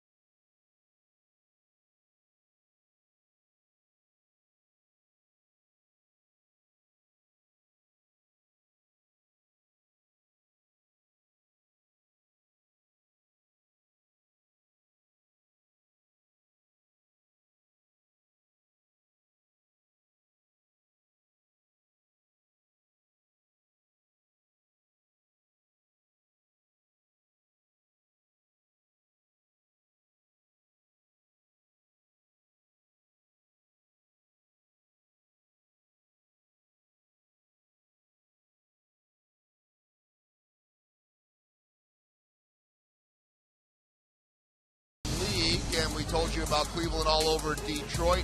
Yankees and the Mets 11-game winning streak. Texas and LA underway. We put that one up there because Josh Hamilton, there's some hold on this one, but possibly being traded back to Texas, and Minnesota and Seattle just started as well. Our Mazda game break takes us to Yankee Stadium, Subway Series, and it is the Yankees cooling down the Mets. One of 2 home runs hit by Mark Teixeira as the Yankees roll 6-1. That drops the Mets to 13-4, meaning if the Royals can win tonight, they will be tied with the Mets for best record in baseball. All right, Joel. And with Greg Holland on the disabled list, Wade Davis is the closer. Kelvin Herrera presumably is the setup man. So the 7th inning, Ned Yost said, would be more of a matchup inning. Chris Young is warming up in the Royals bullpen, but Franklin Morales will stay on. He got the last 2 outs of the 6th. He'll get a left-hand batter, Adam Eaton, and then a switch hitter, Melky Cabrera, who has been much weaker from the right side of the plate. So Morales most likely will get 2 hitters, and then once we get to Abreu, we might expect to see Chris Young. So Infante and Hosmer are talking out there. They looks like they're looking at the ground, but I guess they're all going back. The umpires are going back to their positions. Salvi stepped out from behind the plate. Awfully slick out there. Strike to Adam Eaton, who is 1 for 3 tonight, and just 2 for 20 against the Royals this year after hitting .368 last year. Left center field and down and skipping on the wet grass. Adam Eaton to second base. He is going to try for 3, and he is in there.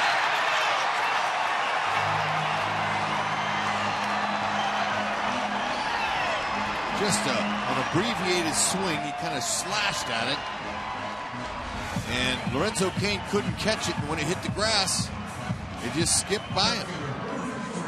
Nothing you can do. That's what we call a tweener, in between them.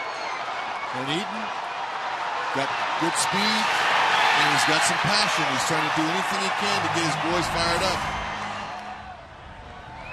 Nobody out. Infielders having to come in.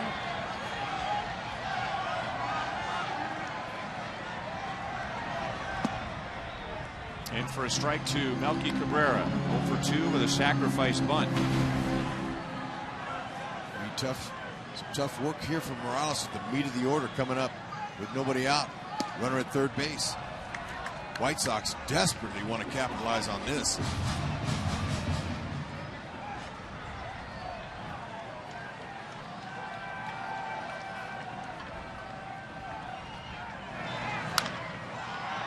In the air to right field. The wind will push it very close to the line. Orlando makes the catch. Eaton stumbles as he comes down the line, but Orlando's throw is offline.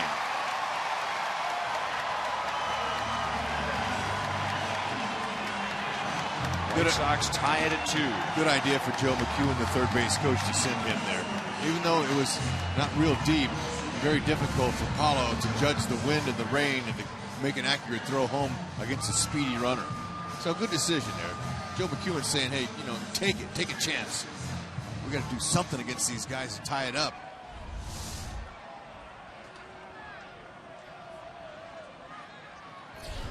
So it will be Chris Young to face Jose Abreu in a 2-2 tie in the bottom of the 7th.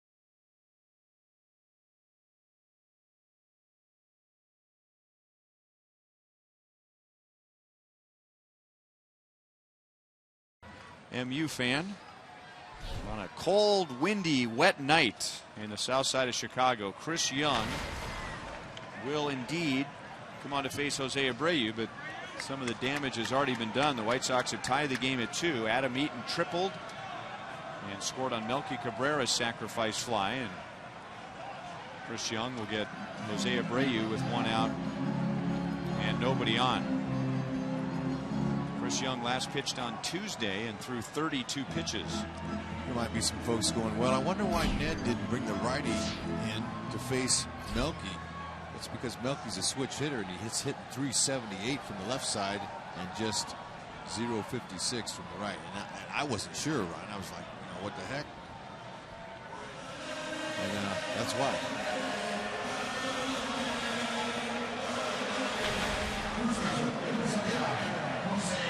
Jose Abreu has 2 singles tonight, 4 hits and 1 RBI in the series.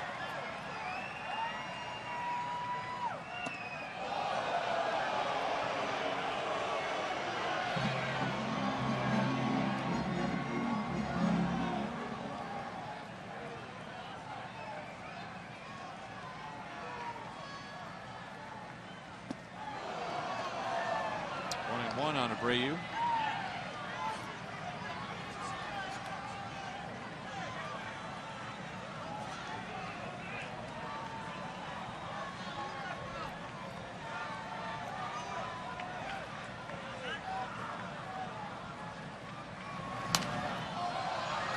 In on his hands and out of play, 1-2.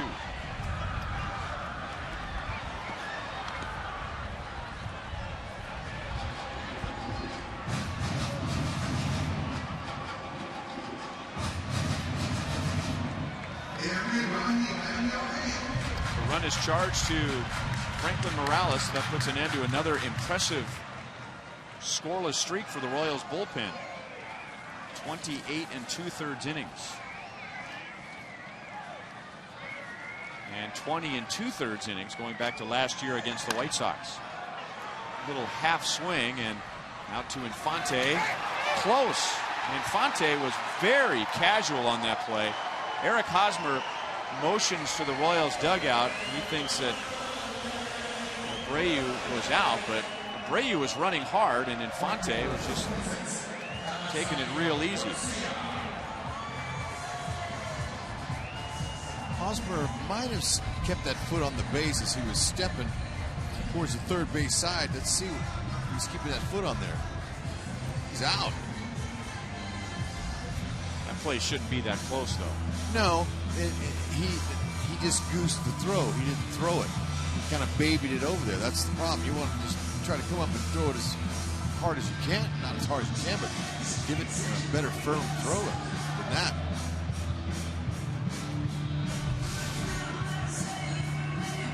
So while they're reviewing, the infielders are going to go up in the dugout, try to stay dry.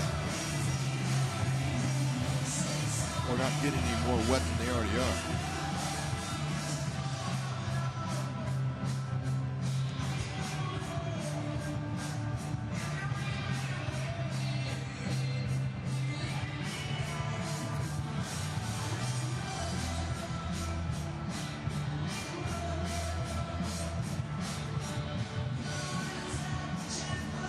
Good hustle by Abreu.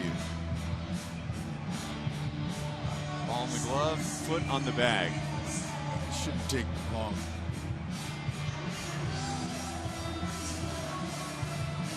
And again, it's when the ball hits the back of the glove, not when he closes it down.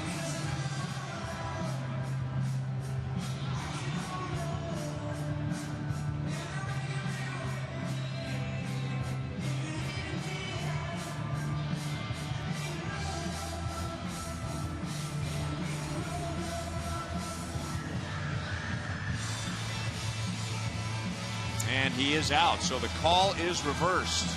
Call by Bill Duplessis in the Royals clubhouse, and good call by Eric Hosmer, knowing that the ball was in his glove before he felt the foot of Abreu hit the bag. So 2 down with nobody on. Another nice play by the Gold Glover.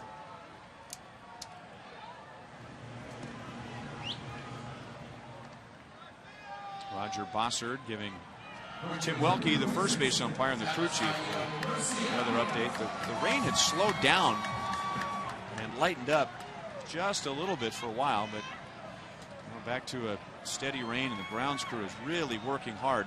Every moment they get, they run on the field and try and absorb some of that moisture on the infield.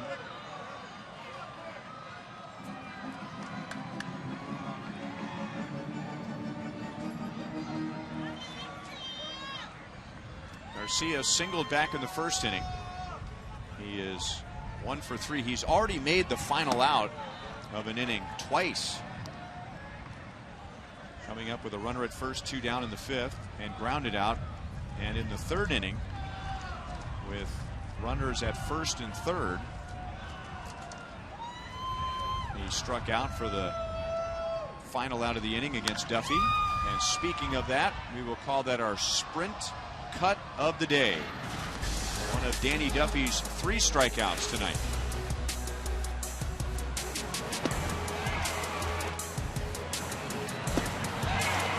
Danny did a nice job tonight under the circumstances and the condition.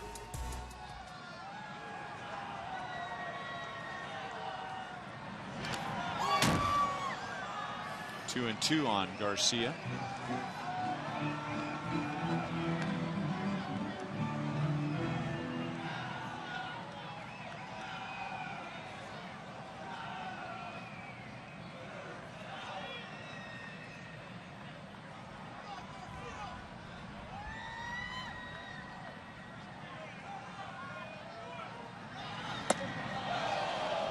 Three and 2.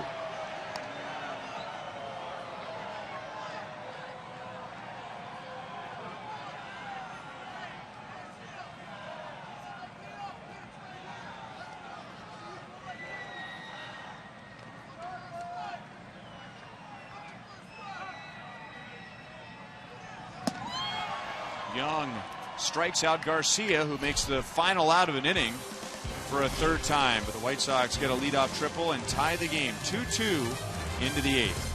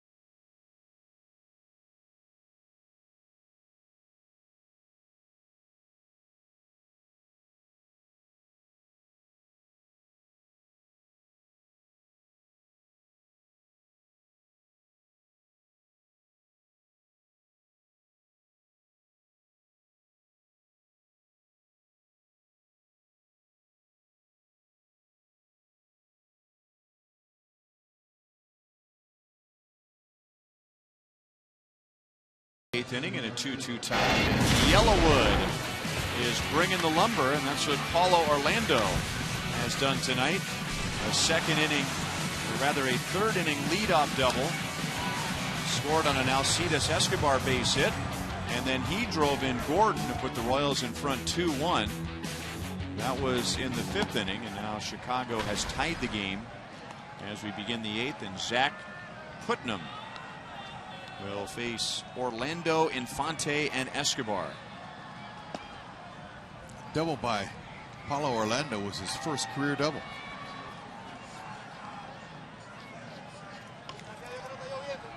Royals saw Putnam last night.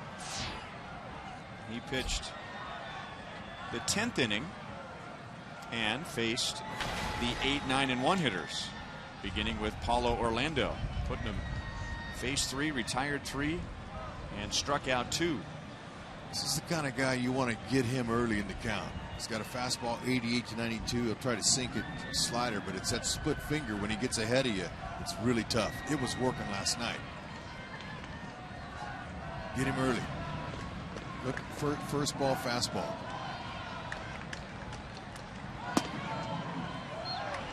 – 89 miles an hour.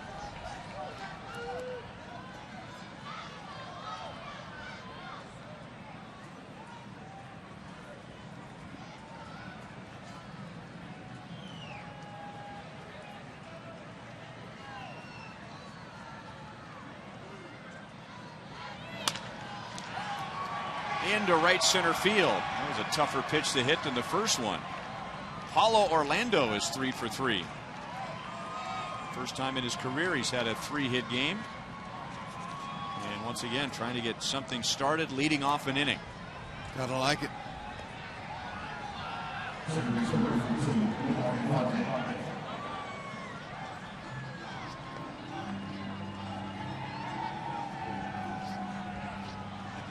Fonte coming up. I wouldn't be surprised to see him sacrifice him over to second base.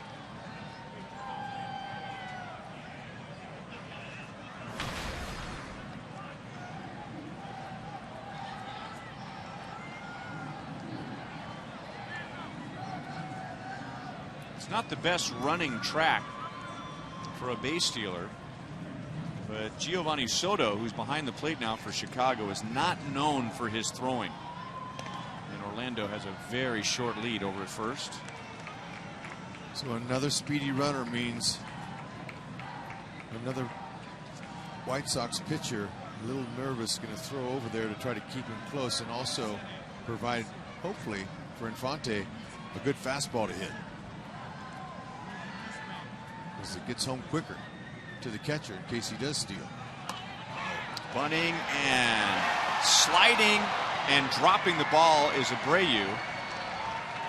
Well, the Royals were hoping if that ball was going to drop, they'd have a runner at second base and 1 out. Instead, it's a runner at first with 1 out. Too bad. Couldn't stay on top of it.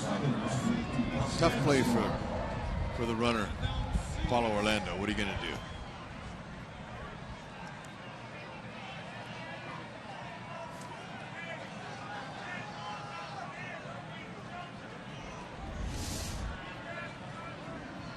Now, if Abreu was alert, he could have thrown the ball over there to second base where Bonifacio, thrown it to first, gotten Infante, and then gotten Orlando in a rundown and gotten 2 on that, because Bonifacio was at first base.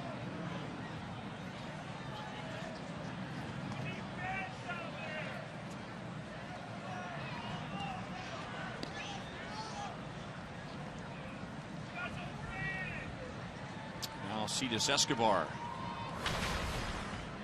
1 for 3 with an RBI single in the 3rd inning.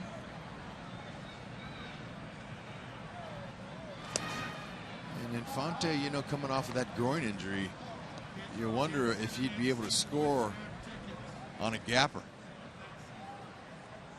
or on a ball down the line if Escobar can find that gap.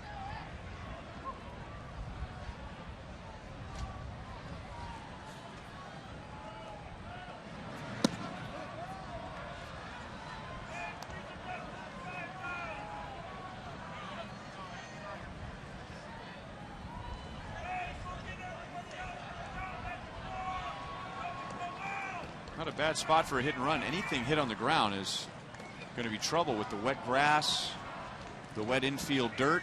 Good call. Up into the rain. Beckham, the third baseman, Ramirez, the shortstop, and Beckham straddling the line makes the play. It's ruled a fair ball catch, 2 down. This ball almost came out. That glove is hard, and look at it, hits him in the dead spot of the heel. He just closed it in time. That ball would have popped out.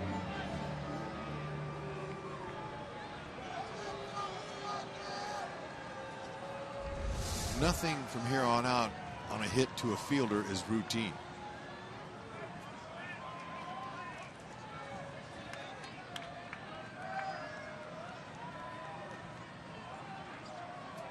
White Sox shift over to the right for Mike Moustakas.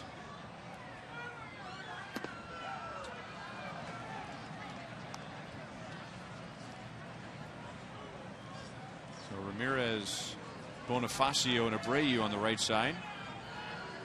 A lot of room on the left side for Moustakas.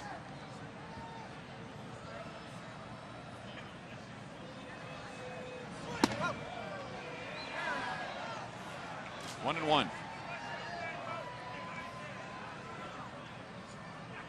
Moustakas did not face Putnam last night, but he is 2 for 4 against Chicago right-hander.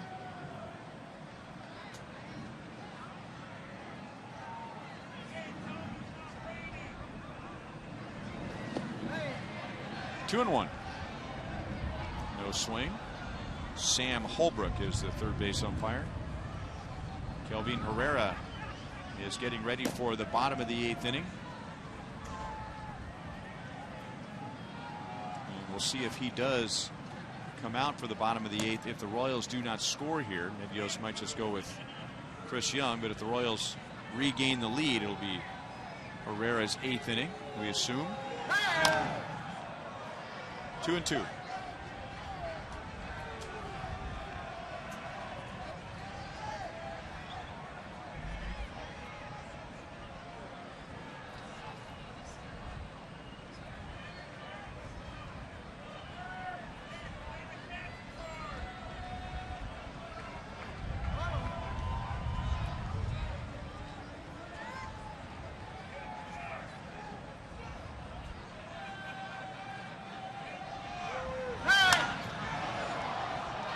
Well, that was the right distance, just a little bit out in front. And I'm pretty sure those two, sitting all by themselves, figured they had no chance to get a foul ball. I mean, there is nobody even on that level.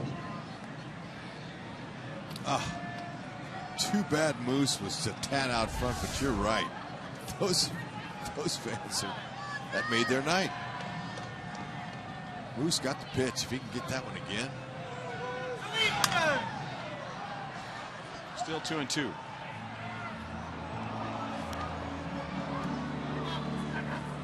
Stockis last night had a 3-hit game. Then he was hit by a pitch. He is 0 for 3 so far tonight. I thought they'd have a little privacy out there in that section all by themselves.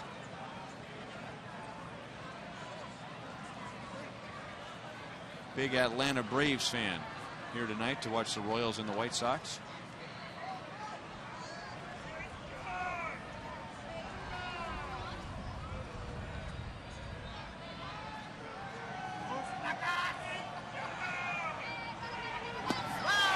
There's that splitter down and away, and Putnam has another scoreless inning in this series to the bottom of the 8th in a 2-2 tie.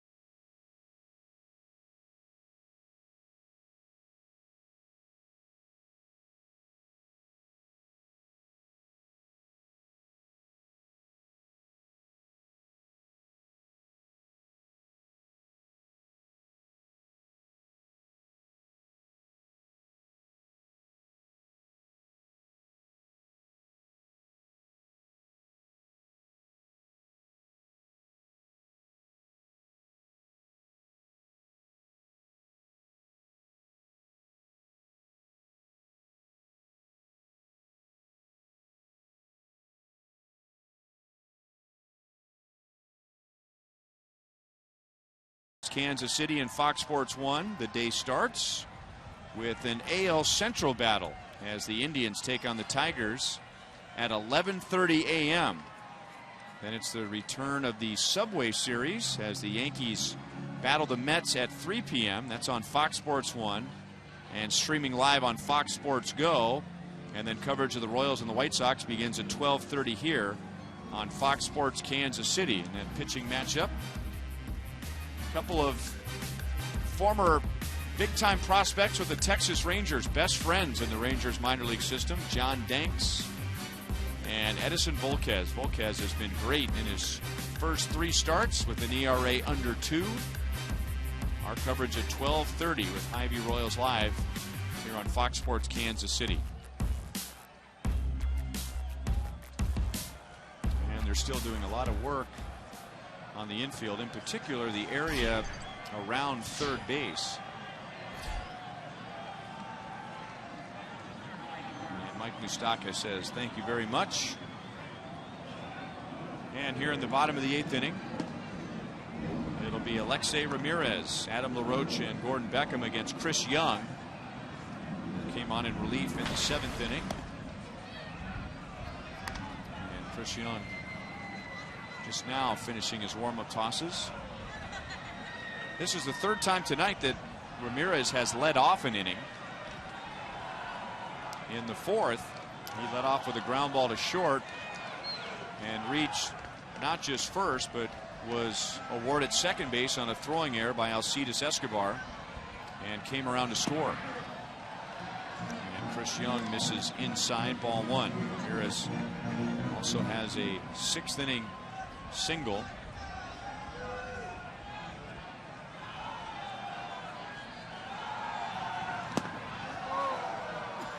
One and one. Danny Duffy went 5 1/3. He allowed the 1 unearned run. Jason Frazier faced 1 batter. Franklin Morales pitched an inning and allowed a run. Breaking ball makes it 1 and 2 on Ramirez. That slider is a little elevated, but fooled him.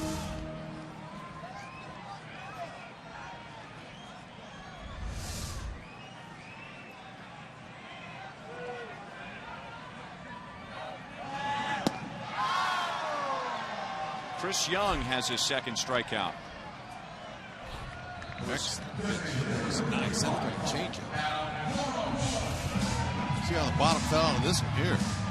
Had the slider the previous pitch going the other way. The changeup just kind of faded in and died right there. Good pitch.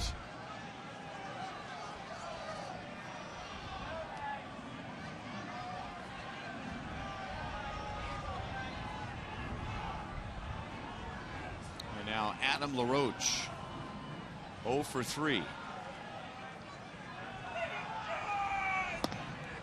Man, look at that shift.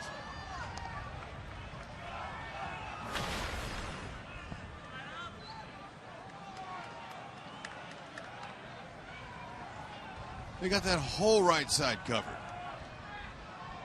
Unless it's hit sharply. So LaRoche goes the other way and just barely foul. This would kind of remind you of a free kick in a soccer game. With the way the Royals are all defending the right side, and now Escobar takes a couple of steps over to the left.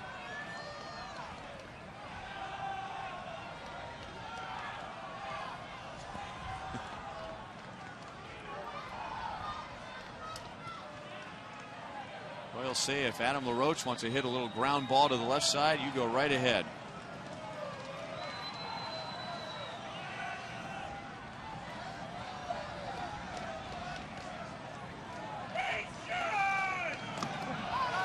They are just not picking him up at all. 1 ball, 2 strikes. Not surprised. He's tough to pick up on a midsummer day in the afternoon when the conditions are perfect. Very deceptive.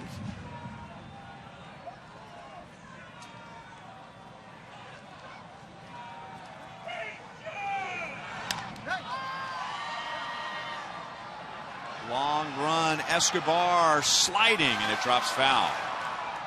He ran a mile. He did a great effort.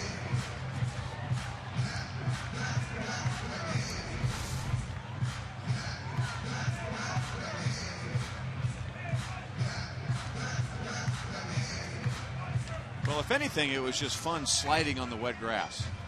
Yep, Escobar obviously much more comfortable sliding that way than on his chest. Escobar's really good on this play. Let's check out last year, in case you don't think he can make this play. Almost the same identical spot where he started from.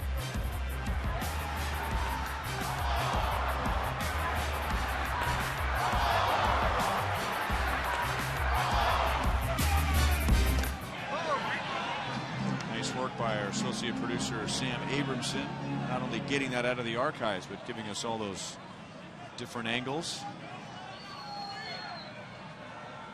That is a 10.0 for the degree of difficulty. No swing. Escobar has skills, so does Sammy.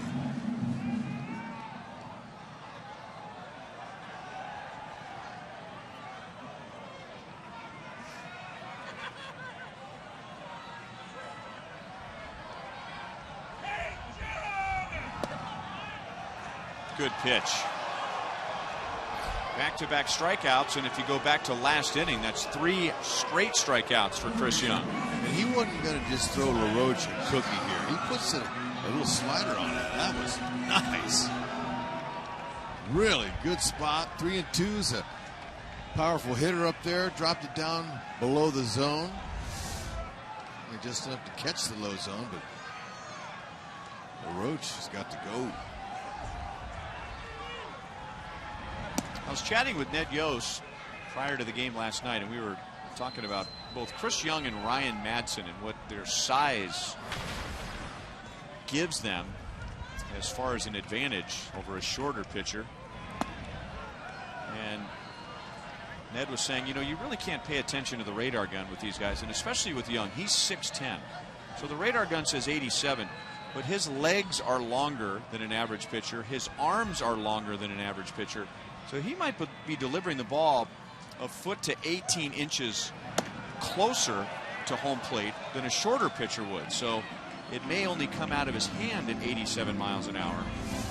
But because of his reach, it's getting to the plate as quick as somebody who throws much harder than that. Because the ball is traveling a shorter distance than it would be for, say, a Yordano Ventura or a Kelvin Herrera. Ooh, man, nice spot there. I don't know where it missed. But you're right. Facing Randy Johnson, who was 6'11", and he threw a lot harder than Young. He looked like he let the ball go right on the cut of the grass, you know, the cut out of the dirt. It was, you know, you had hardly any time at all to see it. It exploded on you.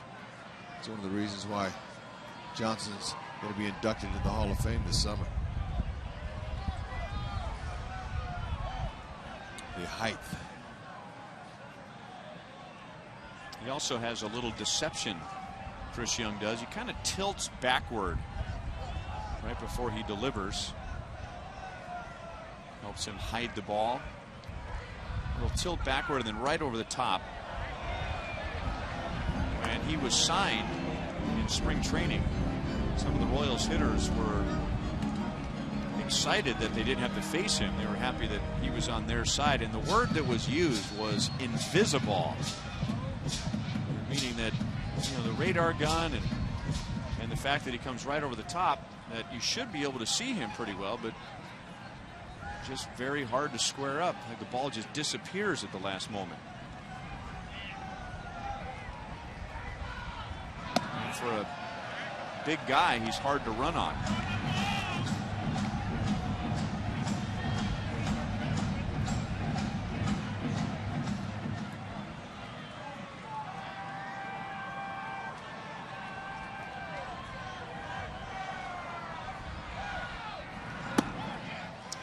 Lost the strike zone after 3 straight strikeouts. Now 3-0 on Soto after the walk to Beckham. Pretty close.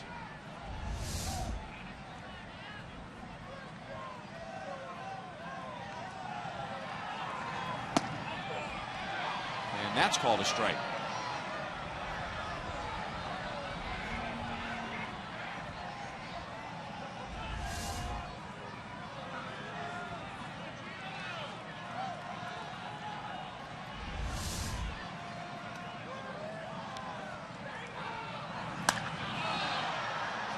very high in the air. Alex across the line. He's got it. Great focus.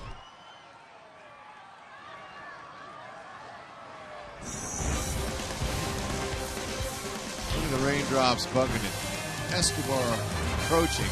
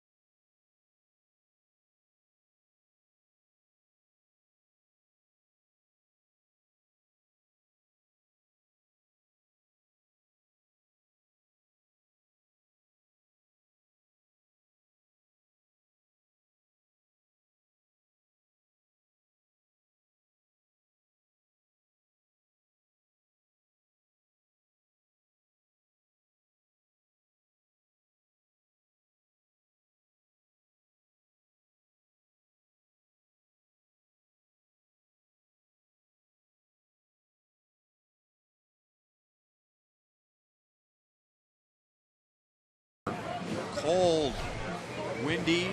That's probably the warmest place at U.S. Cellular Field.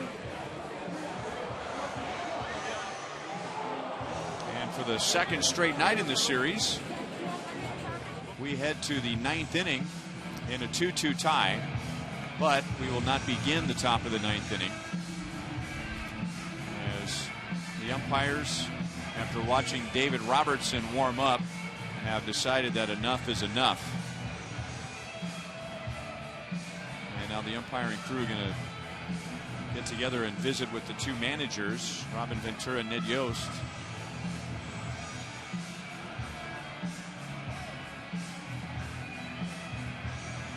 And in my opinion, we are fortunate to have gotten this far. I mean, they could have put the tarp on at the end of 6 innings, and the grounds crew has done a wonderful job tonight. Every little break they have gotten, whether there has been a pitching change, a replay challenge being used, in between innings, they've run out there and put as much of the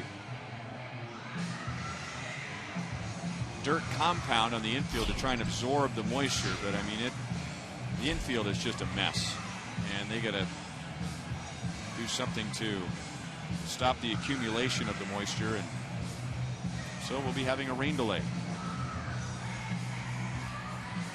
So they're talking about it with the two managers, all 4 umpires, about what they're going to do with tonight, and I'm sure that they're talking about tomorrow as well.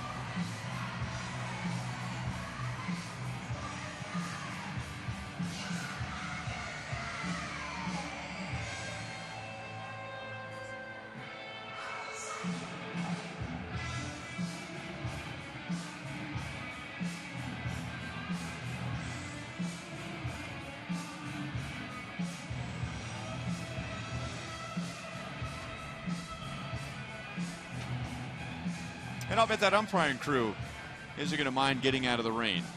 And everybody else on the field, defensively, the inning comes to an end. They can go in the dugout in the clubhouse and dry off, warm up. Not the umpires. They've been standing out in that rain all night. So they'll get a little break.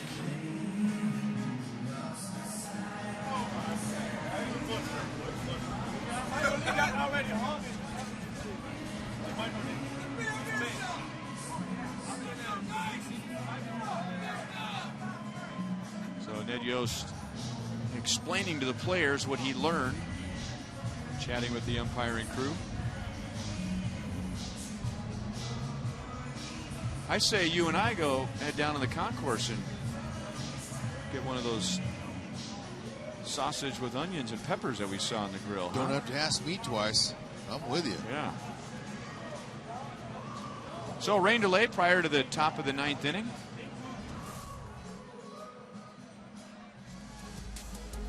Edison Volquez and John Danks tomorrow. 12:30 Central Time with Hy-Vee Royals Live, Game 3 of the series. You know, I don't want to put words into Robin Ventura's mouth, but Robin Ventura looked, I thought, a little upset with the umpiring crew. He was doing a lot of talking, and they were listening.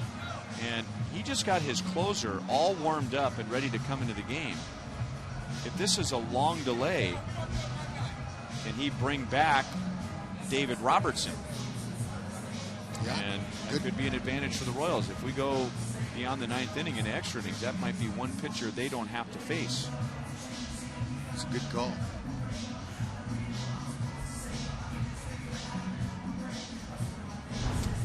Royals have already beaten John Danks this year. It was the first time they've ever beaten John Danks, our T-Mobile game changer.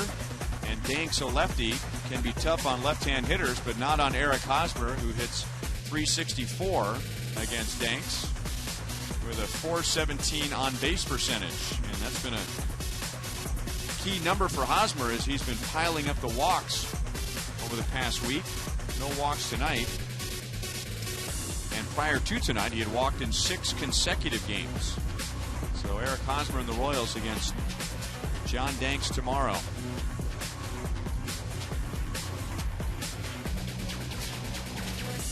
All right, so the tarp is on the field. We have a rain delay in Chicago. There's Roger Bossard. He and his crew have worked very hard tonight, and they're just getting started.